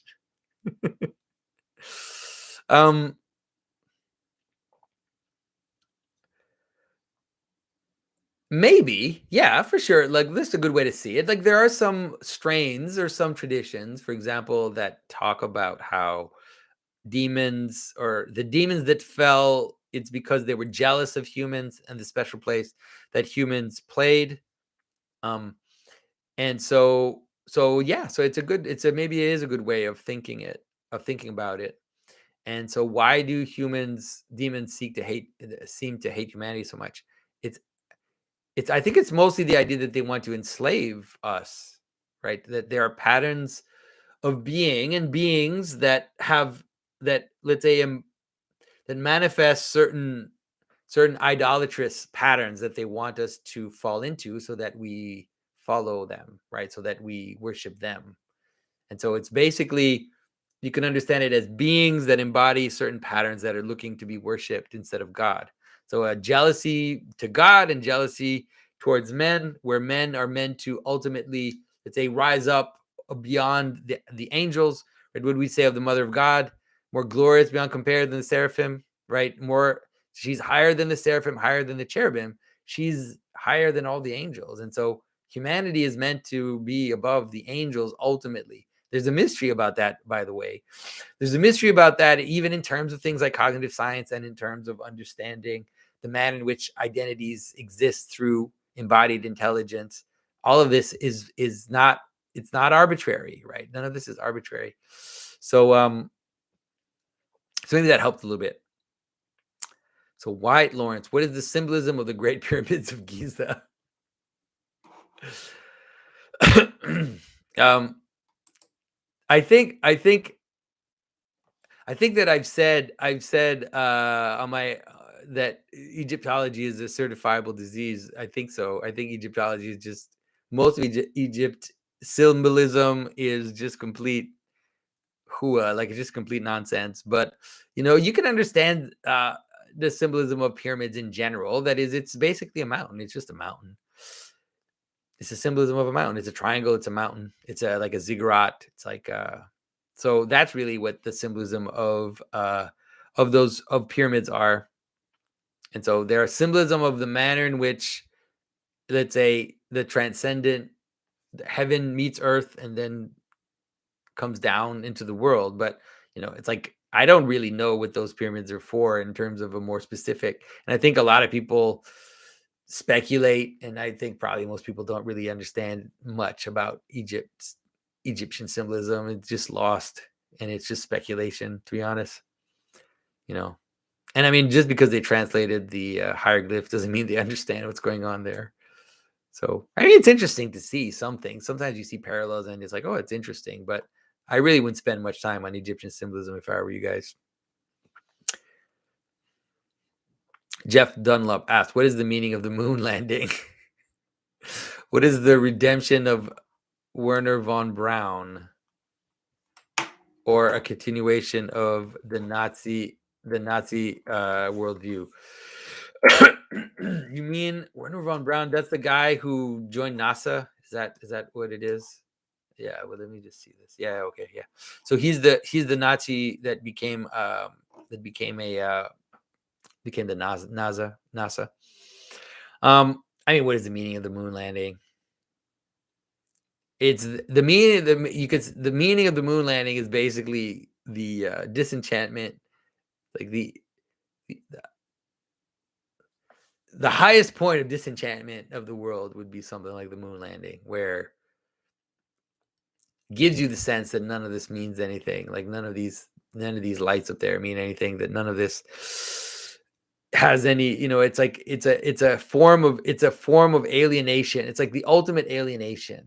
And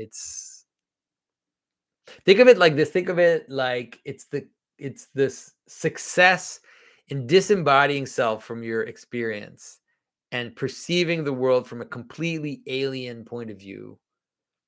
And then that having the fruit of basically destructuring the world, like of acts as a way to destroy the world. And so in terms of Werner von Braun or whatever, that kind of stuff, I don't know, man. I mean, there are too many crazy stories about that.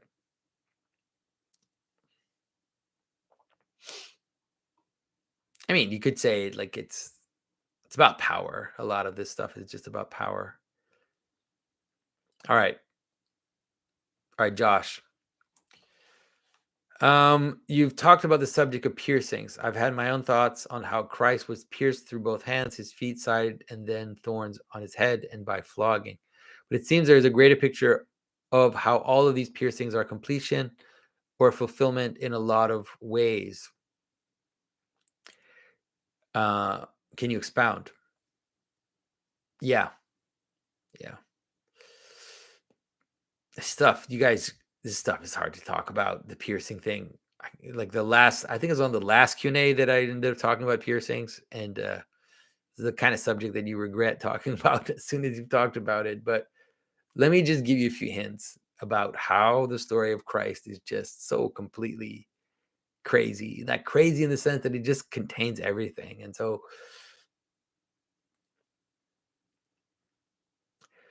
there's this whole symbolism of Christ being pierced in the sense that he becomes the new source of the world. And so blood and water flows from his side. You know, the wounds symbolism of the wounds of Christ. You know, I talked about this. I talked about Charbonneau-Lassais's vulnerary of Christ. But there's also a manner in which Christ is also fixed to the cross. And so it's like the wound becomes both a symbolism of this opening up of a new world. But at the same time, it's like the fixing of something. Man, that stuff's hard to thinking about. The crucifixion is one of the hardest things we'll ever do. All right. Reuven Korf asks, "Hi, Jonathan. Looking forward to God's dog. I've been listening with great interest, as we all have, to your account of universal history with Richard. However, I'm wondering whether in your discussion of the symbolism of Constantinople, you stray into the pattern of revolution, i.e., you say that the converted Rome is Constantinople rather than Christian Rome itself. This ultimately ignores and reduces to the margin the source of the meaning for Constantinople found in the title, The New Rome. If I misunderstood something here, I'm trying to understand what you mean."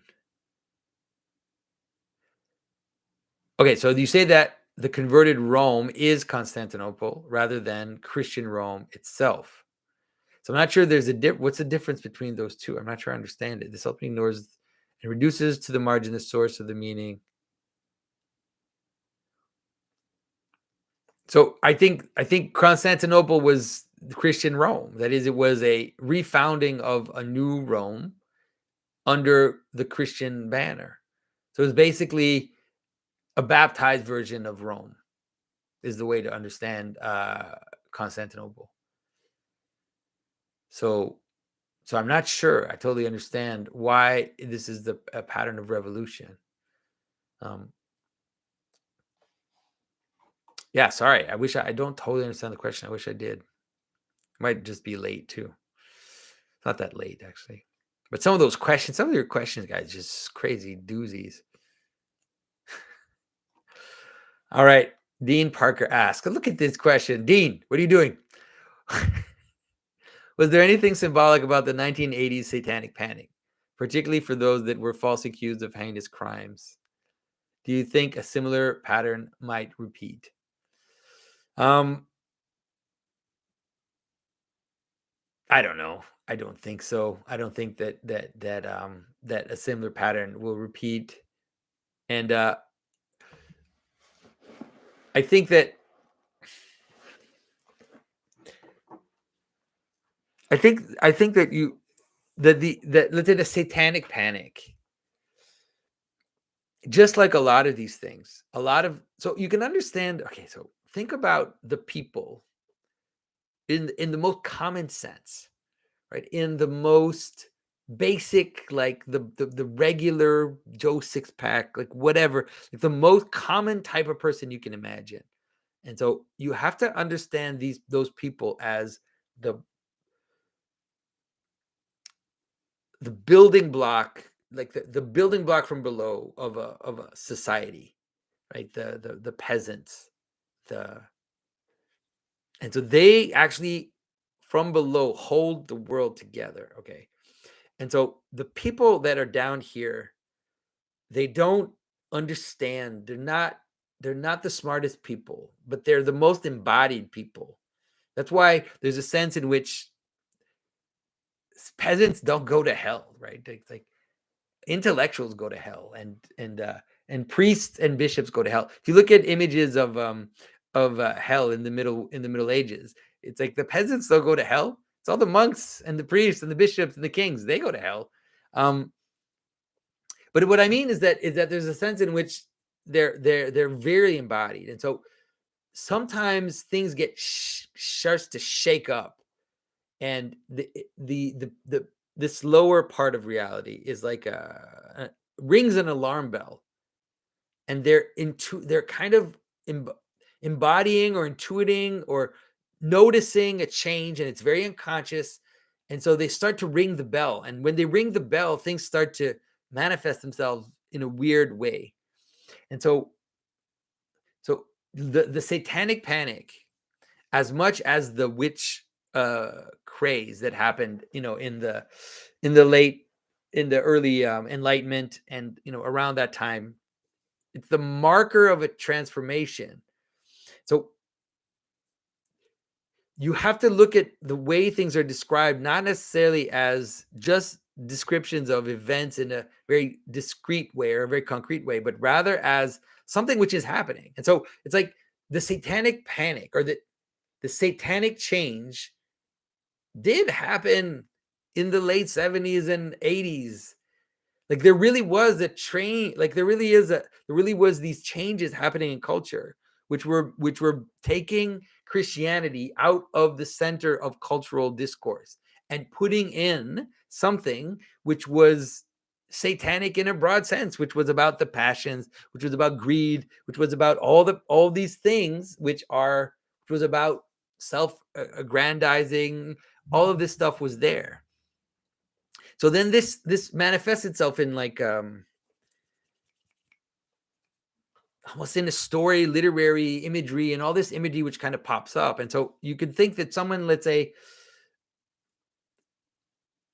so it's similar to what you see with this Travis Scott thing. I'm probably going to make a video about that, maybe a patron only video, just because I don't want to go into too much in public. But it's like there's certain imagery that are related to certain behaviors, and that just happens. And so kind of satanic imagery is related to passions and is related to obsession with things that are what they are. So I don't know if this makes sense. And so it's like the people that the satanic panic in the 80s, although it became like a kind of hysteria, was nonetheless manifesting something that was happening in the culture, in the basic culture, a change that was happening. And so I think that that's how you have to look at a lot of this stuff now, is that you don't have to believe in the way that the conspiracy theories and all these things, the way that they're described in their concrete. So like, think about it. Like a good example is like lizard people, right? It's like lizard men, the people who think that they're lizard men that are ruling the world and everything. It's like, you don't have to think that they're like genetically lizard people that are ruling the world to understand what these tropes are referring to, or what these tropes are ringing the bell about, right? This intuition that there's something corrupt in the hierarchy structure, and that there's a sense in which there are certain hands that are moving things around, that aren't doing it for our good, that are only acting for the good of something else, for a strange good, you could say. And so, all right. Anyways, I hope you guys understand what I mean. I'm not saying there aren't like actual people who worship the devil. There definitely are, for sure there are. Everything exists. But I think the panic part is, all right, sorry. So Walrus King 16 says, "Hi Jonathan, is daylight savings a little 666? God bless." I don't know. I don't think I understand what you mean by that. Is daylight savings a little 666? Like in the sense, maybe like in the sense of a system that tries to impose itself like on the natural patterns of the world and change them almost kind of arbitrarily. Maybe, I don't know. It's a bit of a stretch to connect those two together. All right, so Patrick Moore says,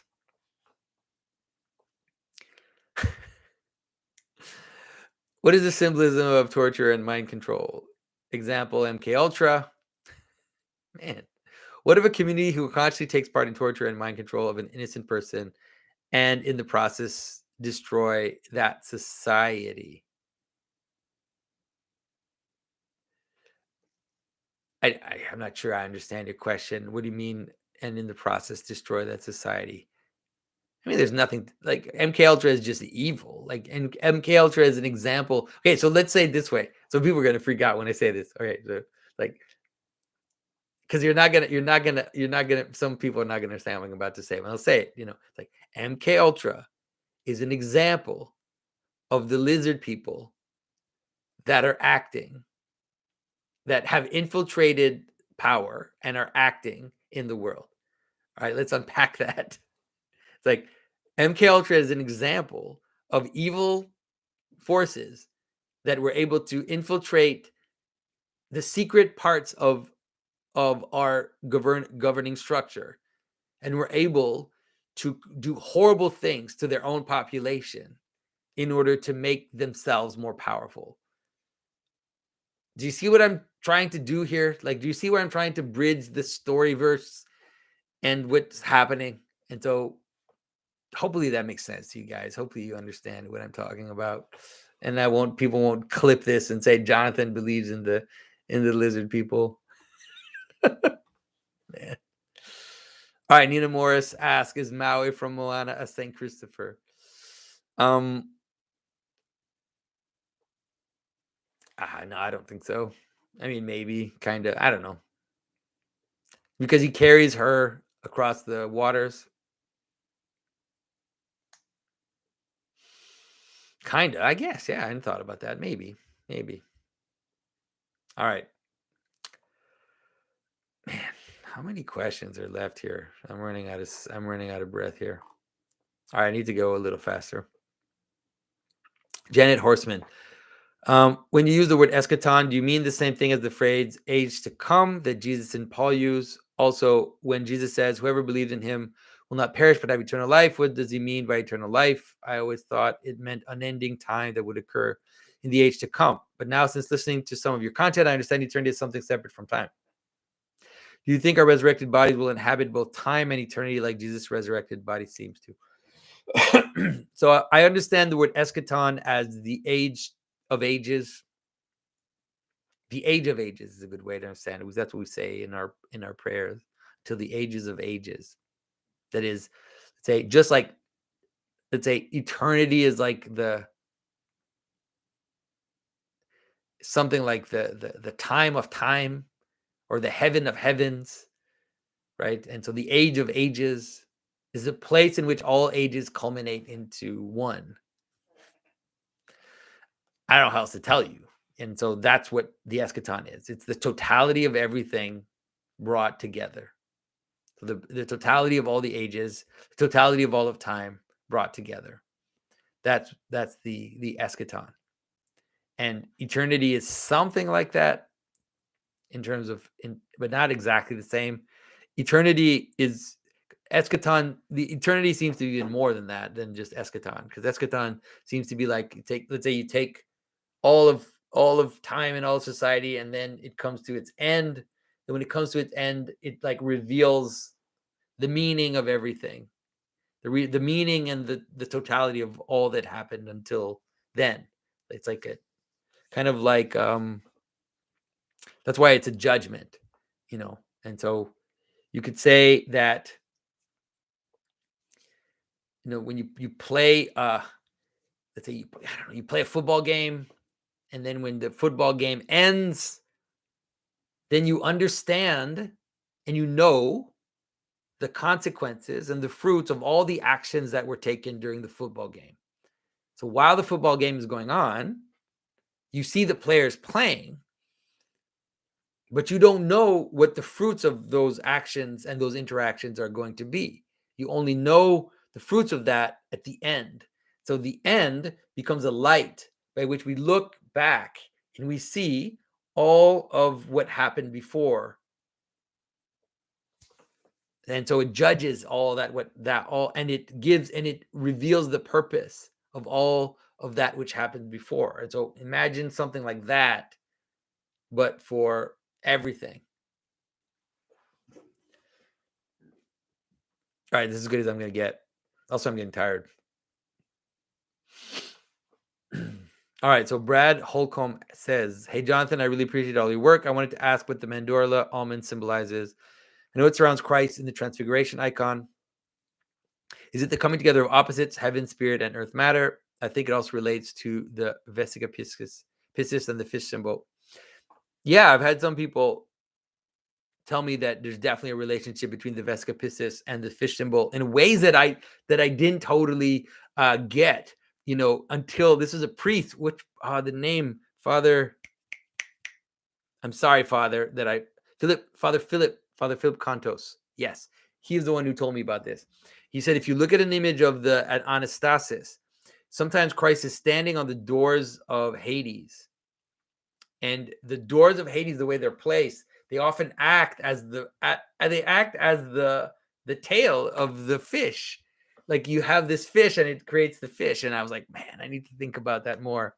Sadly, I didn't think about it more, but for sure that image, a mandorla, is the only possible image that only has two sides. So it's probably the best way to understand that image, the mandorla or the almond. Yeah. And so, some people have seen feminine symbolism in that image, and it's possible that it's there. It's not completely, I don't think it would be completely arbitrary to think that it's somewhat in that symbolism as well. But mandorlas aren't always almond shaped. Sometimes they have other shapes, but the almond shaped mandorla seems to have something, and it also seems to have something to do with like the union of opposites is probably the best way of understanding that, I think.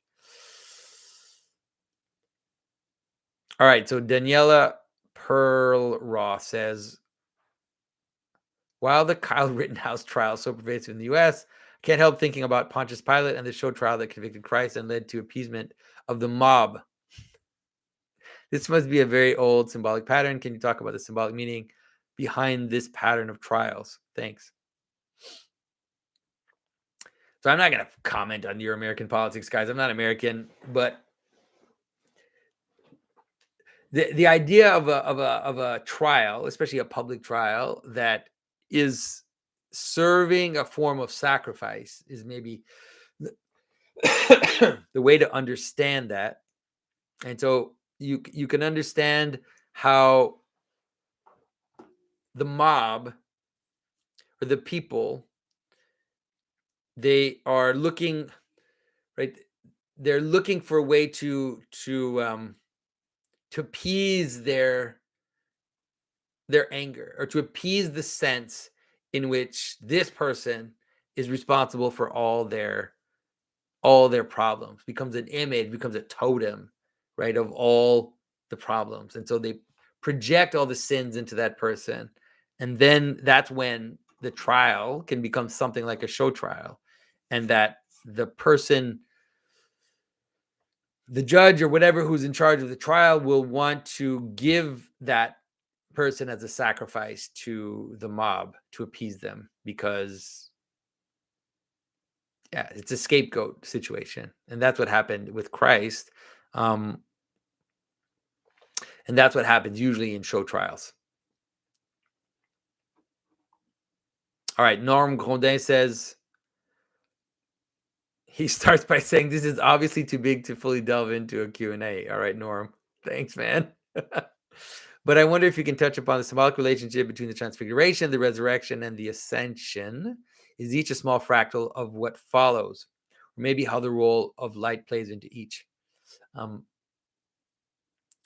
Yeah, definitely. I mean, definitely the transfiguration, the resurrection, and the ascension are really something like, they're really something like fractal images of each other, and that they kind of contain each other, or they help us understand each other, you could say. And so there's a way in which you could understand that the ascension is something like a transfiguration, right? And the resurrection is already the beginning of the ascension. And that the resurrection of Christ manifested the meaning of the transfiguration. So actually, I think a good way to see it is that way, is to see how they each cast a light on each other.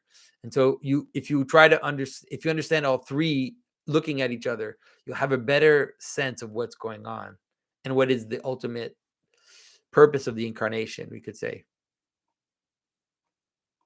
All right, so Dorothea asking, our church marriage preparation programs, People have been telling engaged couples to always put their spouses first in a marriage and their child second. While I get where this is coming from, it still doesn't sound right. What are your thoughts? Um, People probably say that because that some people, that naturally there's a tendency to do the opposite. Let's say, especially, I think mostly women. I think mostly women tend to immediately want to put their child first. Um, but so that's why they need to consciously try to put their spouse first.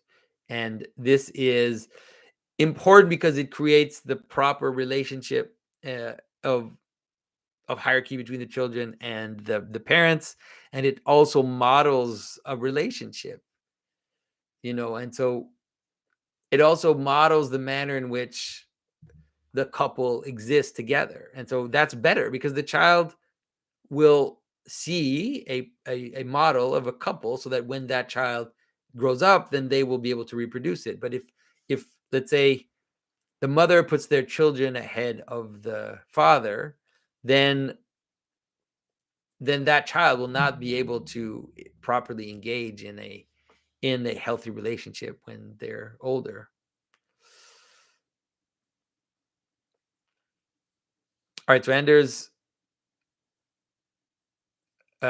Anders Vralstrad said, "Hi, Jonathan. Paul recently did a commentary about your interview with Ben Hatke. The video left me wondering how you would distinguish between an angel, a principality, and a spirit."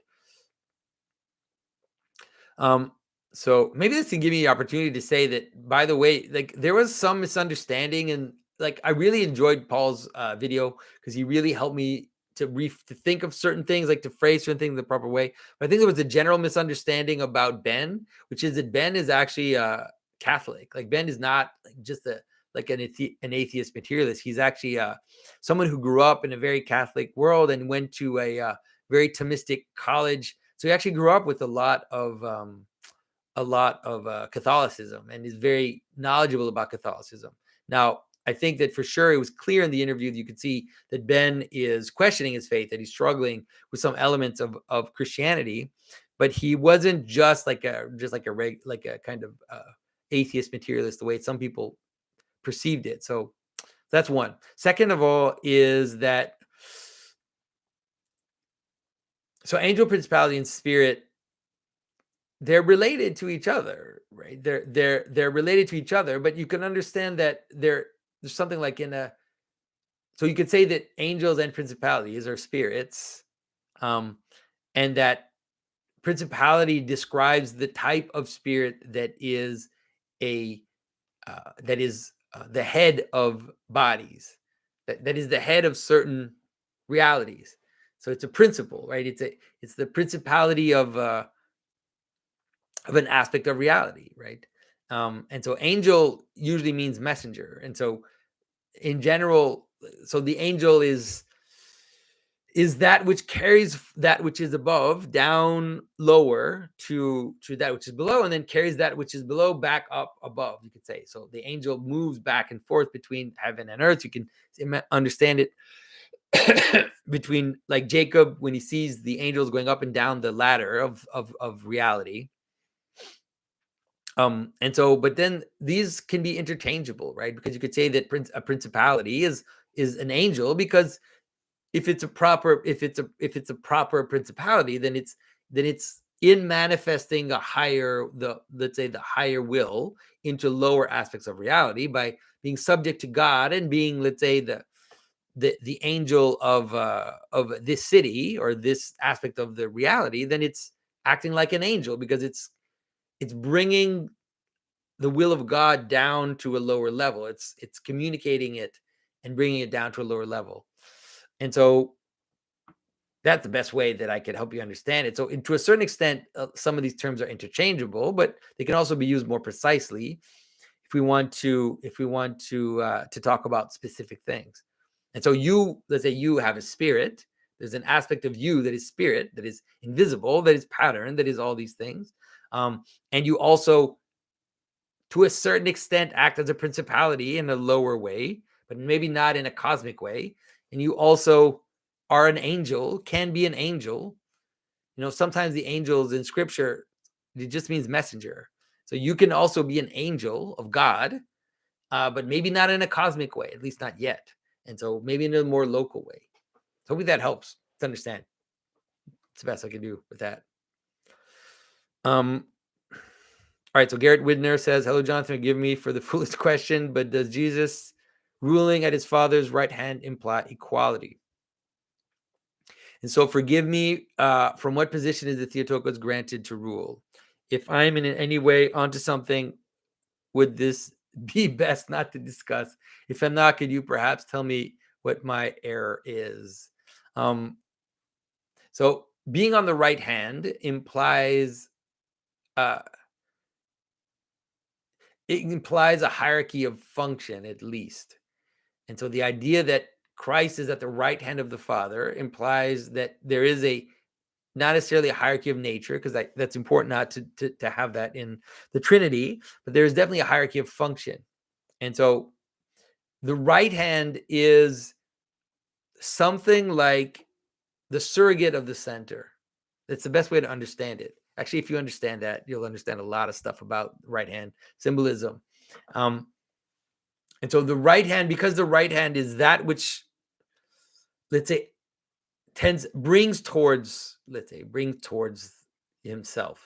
When the right hand is that by which you act deliberately in the world, and you bring it towards you, let's say. It also becomes a surrogate of the center.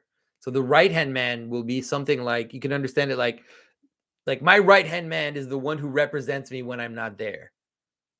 That's the way to understand it. And so that's why, for example, the idea like of St. Peter being on the right of Christ, and also being seen as, that has a certain primacy.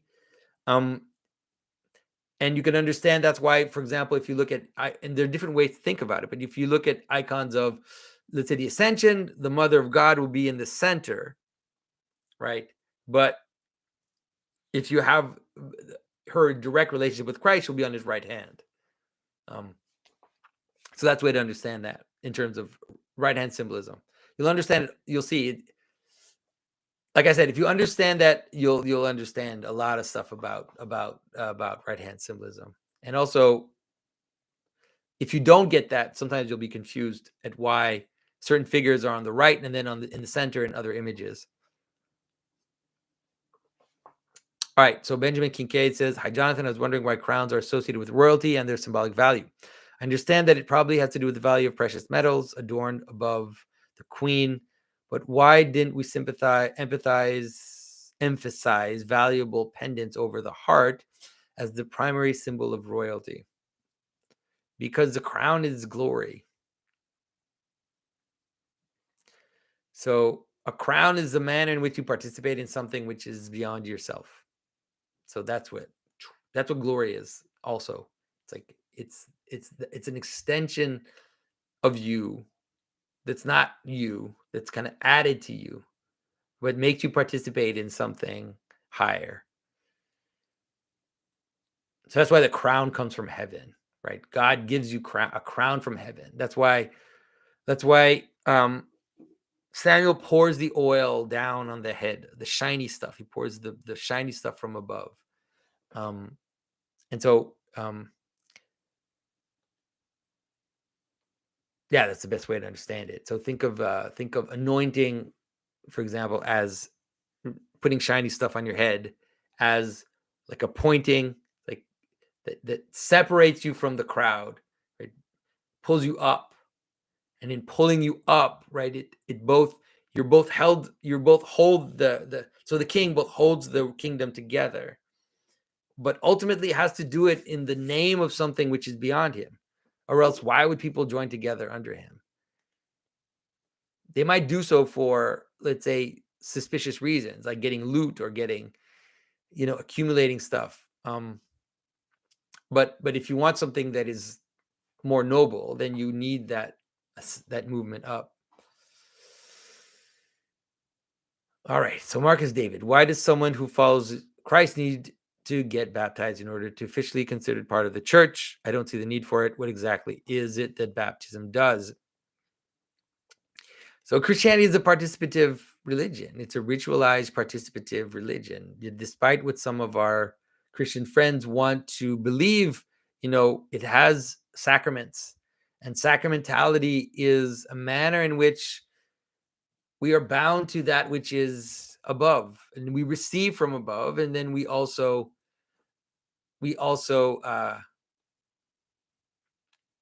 let's say embody the participation that which is above. And so baptism is a form of washing. It's a form of dying to your old self in order to become a new creature.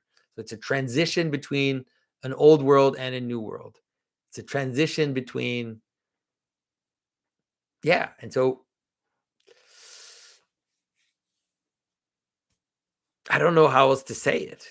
I mean, it's a lot of other stuff, but that's what it is. And so, but you have to manifest that. You have to manifest the transition between two worlds. Like it has to actually be real. It can't be just yeah. So I don't know how else to explain it. It's like any ritual. It's obviously it's not like any ritual. The sacraments are not like any ritual, but the only way to approach them, if you don't understand them, is to think of more lower rituals that can help you kind of get it. And um, so you could say something like, let me tell you, let me bring about a situation for you that can help you understand. It's like you could say, if I'm going to talk to someone, if I'm going to come up to someone and talk to them, like, why do I need to shake their hand? Like, why do I need to look at them in the eye? Why do I need to stand in front of them? Right. And so he's like, because all those things, he's like, I don't see the need for it. I don't want to do those things. I want to encounter the person. So why do I have to do why do I have to do these kinds of things? Why do I have to acknowledge them, by saying hello? Why do I have to? So it's like these embodiments are the manner in which we enter into relation with someone. So the sacraments are the formal ways in which we enter into relationship with each other and with Christ in the church. To me, it's not, it's those things exist for a lot of stuff. All right. It's like those things exist for many, many participations that you'll have. Hope that helps. I don't know. I hope it helps. I don't know if it does. Also, towards the end of these, I always get a little rambly.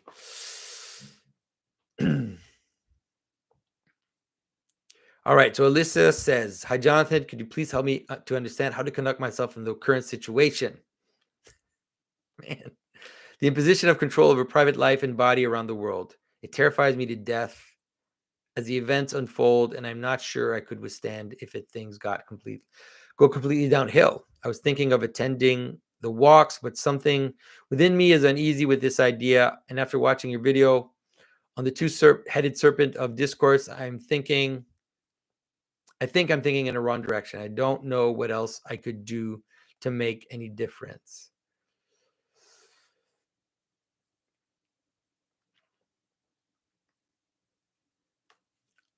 I think different people play different roles in these situations, and I think that being attentive to yourself and being attentive to what you think you need to do is better than any answer that I'm going to give you, because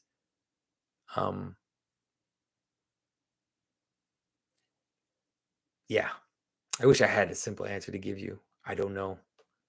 I think ultimately it's possible that the best way to deal with a authoritarian situation is to resist and accept the consequences.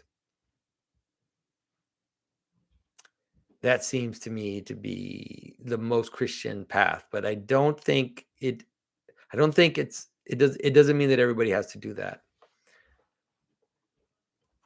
Yeah, I don't think everybody has to do that. All right, so Daniel Townhead says, Dear Jonathan, why do some contradictions seems to be or point to a higher form of truth, while others seem to show hypocrisy or to discredit anything relying on the contradiction? Um, it's a good question. And so the reason why some contradiction seems to point to a higher form of truth is that reality is beyond what we can say. So sometimes there's a manner in which you can show two aspects of reality which seems to be contradictory, which ultimately point to a higher truth. Um, and so the difference between one and the other is that usually the contradiction which points to hypocrisy is usually has an ulterior motive. It's usually weaponized. It's usually you can, if you're careful, you can discern the power that is trying people are trying to get by engaging these types of contradictions. Yeah, that it's utilitarian. So it's a lie, basically, and a hypocrisy. Whereas the contradictions which reveal higher mysteries will usually appear free from these types of utilitarian goals. So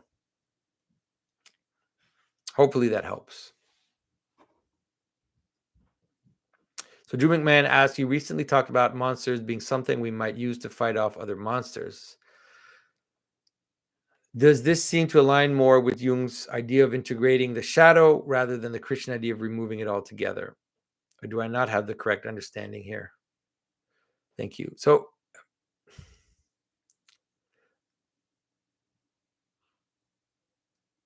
Okay, so monsters are just things that are ill-defined. Like, monsters are not necessarily moral in themselves. They're chaos, they're potential, they're ill-defined categories. They're not moral. Now, the problem with Jung's notion of integrating the shadow is it seems to me that he tends to give substance to darkness. Like, he tends to give being to non-being. And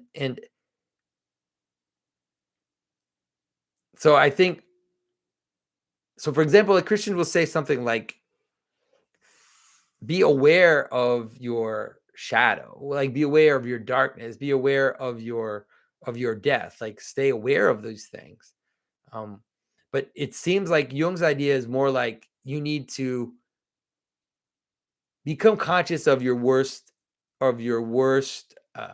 aspects and then integrate them into your person. But again, it's always the problem of seeing darkness, um, instead of transforming that darkness into something good. So let me give you an example. So in Christianity would say things like everything that exists necessarily points to a good, because for it to exist, it has to point to a good. And so we could say that all our passions are good and they need to be turned towards the good in order for them to reach their own fullness. So let's say,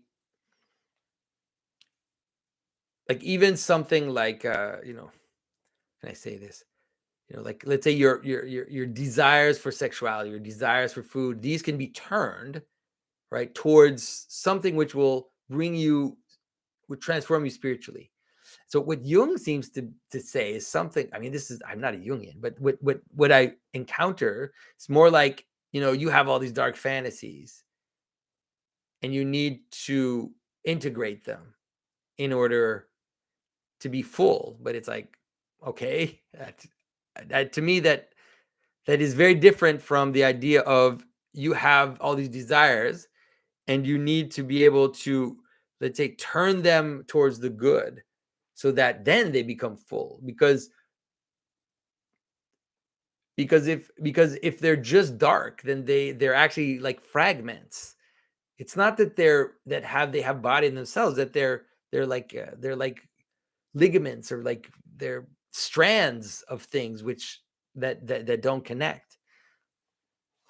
So, I mean, that's the way that I see it. But all right.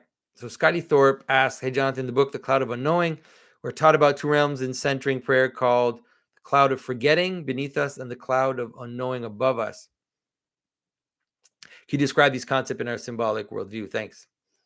So yeah, I mean, I've talked about this before, that the idea that there's a manner in which I talked about this recently, actually, in the Jordan Peterson video, the Symbolic World one that he put out, where there's a manner in which identity, above identity, is something like unknowing, in the sense that it's self-sacrifice, or it's kenotic. Like, identity empties itself above, and so you have to give yourself to something above you in order for your identity to have any value.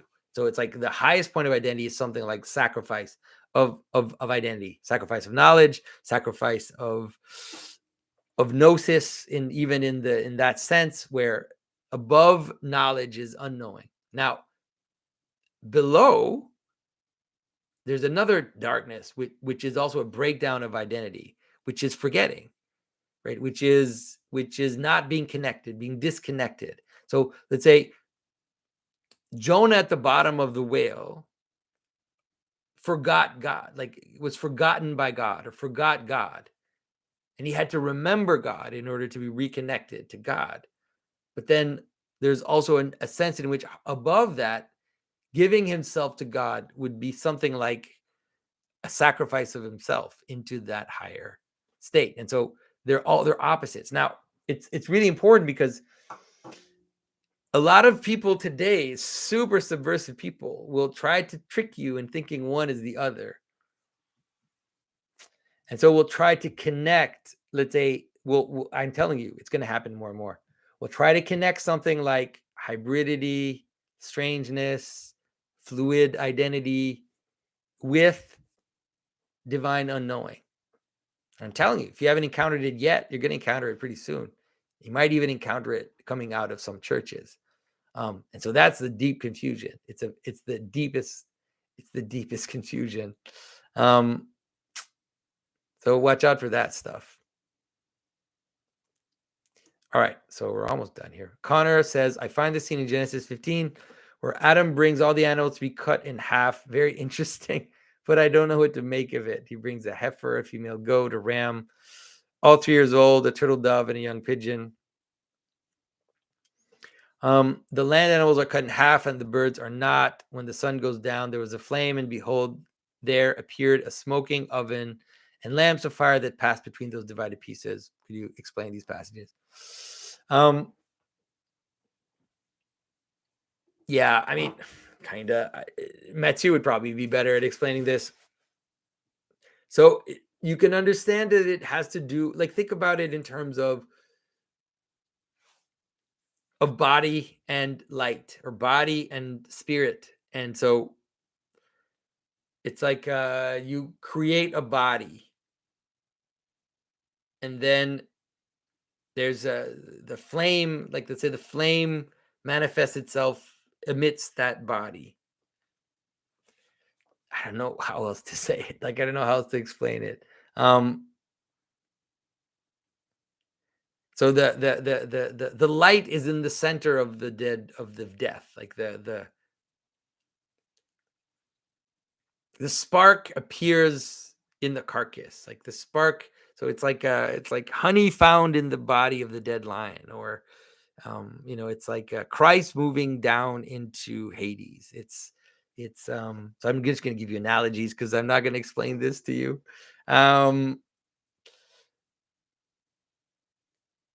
Yeah, I think that's probably the best way. If you think of those analogies that I just gave you, maybe it can give you the intuition you need to understand that. All right. All right, so Stephen Osborne, I think it's maybe because we've done so many of these Q&As, like, all your questions are becoming more and more, just becoming harder and harder. Man, I mean, good question though. It's a great question, just harder. Stephen Osborne, John Vervaeke's relevance realization requires a top-down and bottom-up simultaneity to work. So why not characterize this as us indwelling angels and angels indwelling us.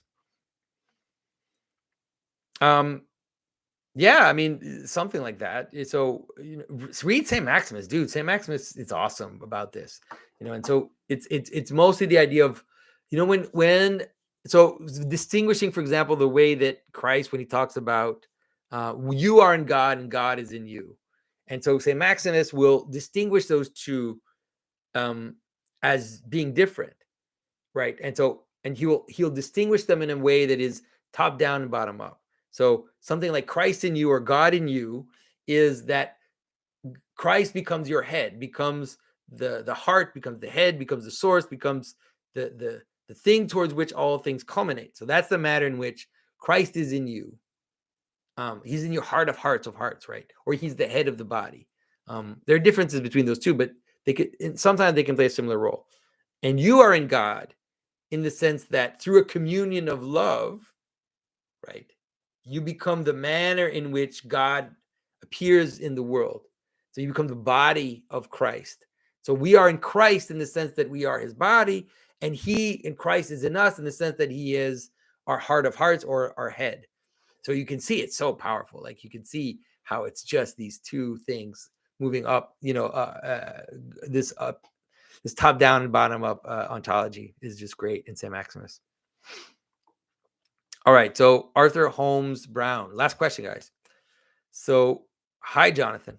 When a person pursues a profession, trade, or business, there's an aspect of personal drive, self-made man, go-getter, etc. But there's also an aspect of the economic climate.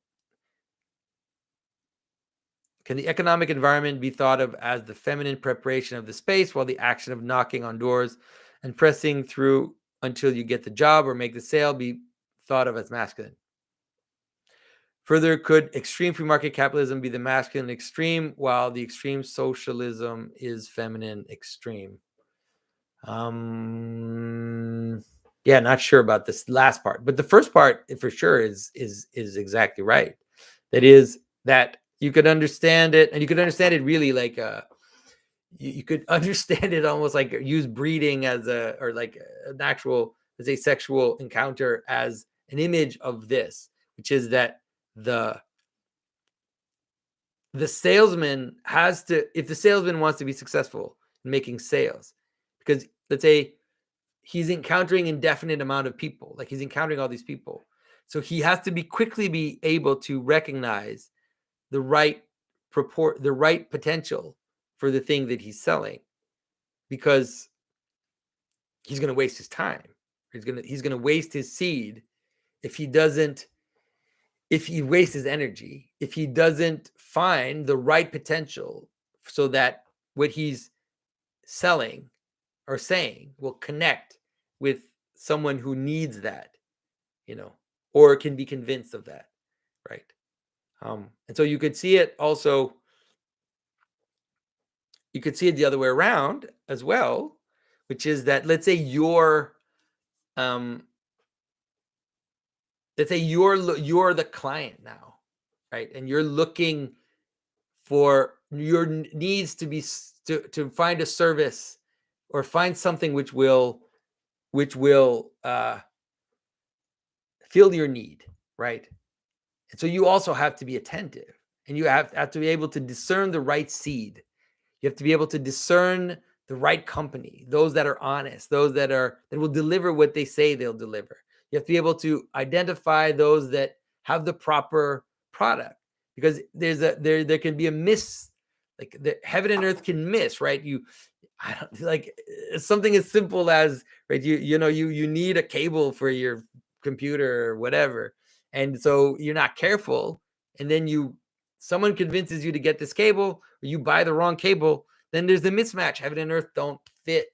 They don't fit together. And so yeah, there's definitely a masculine feminine relationship between let's say a client and provider, let's say market, and companies, all of that is related to each other. But I'm not sure about the second part though. So all right. So yeah, We went over a little bit. 10:30. I don't like to when it lasts too long. So so I hope things weren't too crazy in this chat. I see some deleted messages. But thanks, Brad, and thanks, Lisa, for your help. I don't know if there are other moderators there, but thank you for your help in moderating this. And so yeah, so month of December, we still got God's Dog going for another month. So it's still time to back it. Still time to get other people to back it. We're trying to participate in a change. We're trying to participate in a cultural shift with everything we're doing. And so thanks for your support, all of you that are supporting me on Patreon. Like you're really part of the reason why I can do this, because I know that I've got this base, then I'm also able to draw my attention to things that I think are worth pursuing, hopefully to grow this kind of symbolic understanding and the transformation we hope to see happen in the world. And so everybody, thanks for your attention, thanks for your time, and we'll see you very soon. So bye-bye.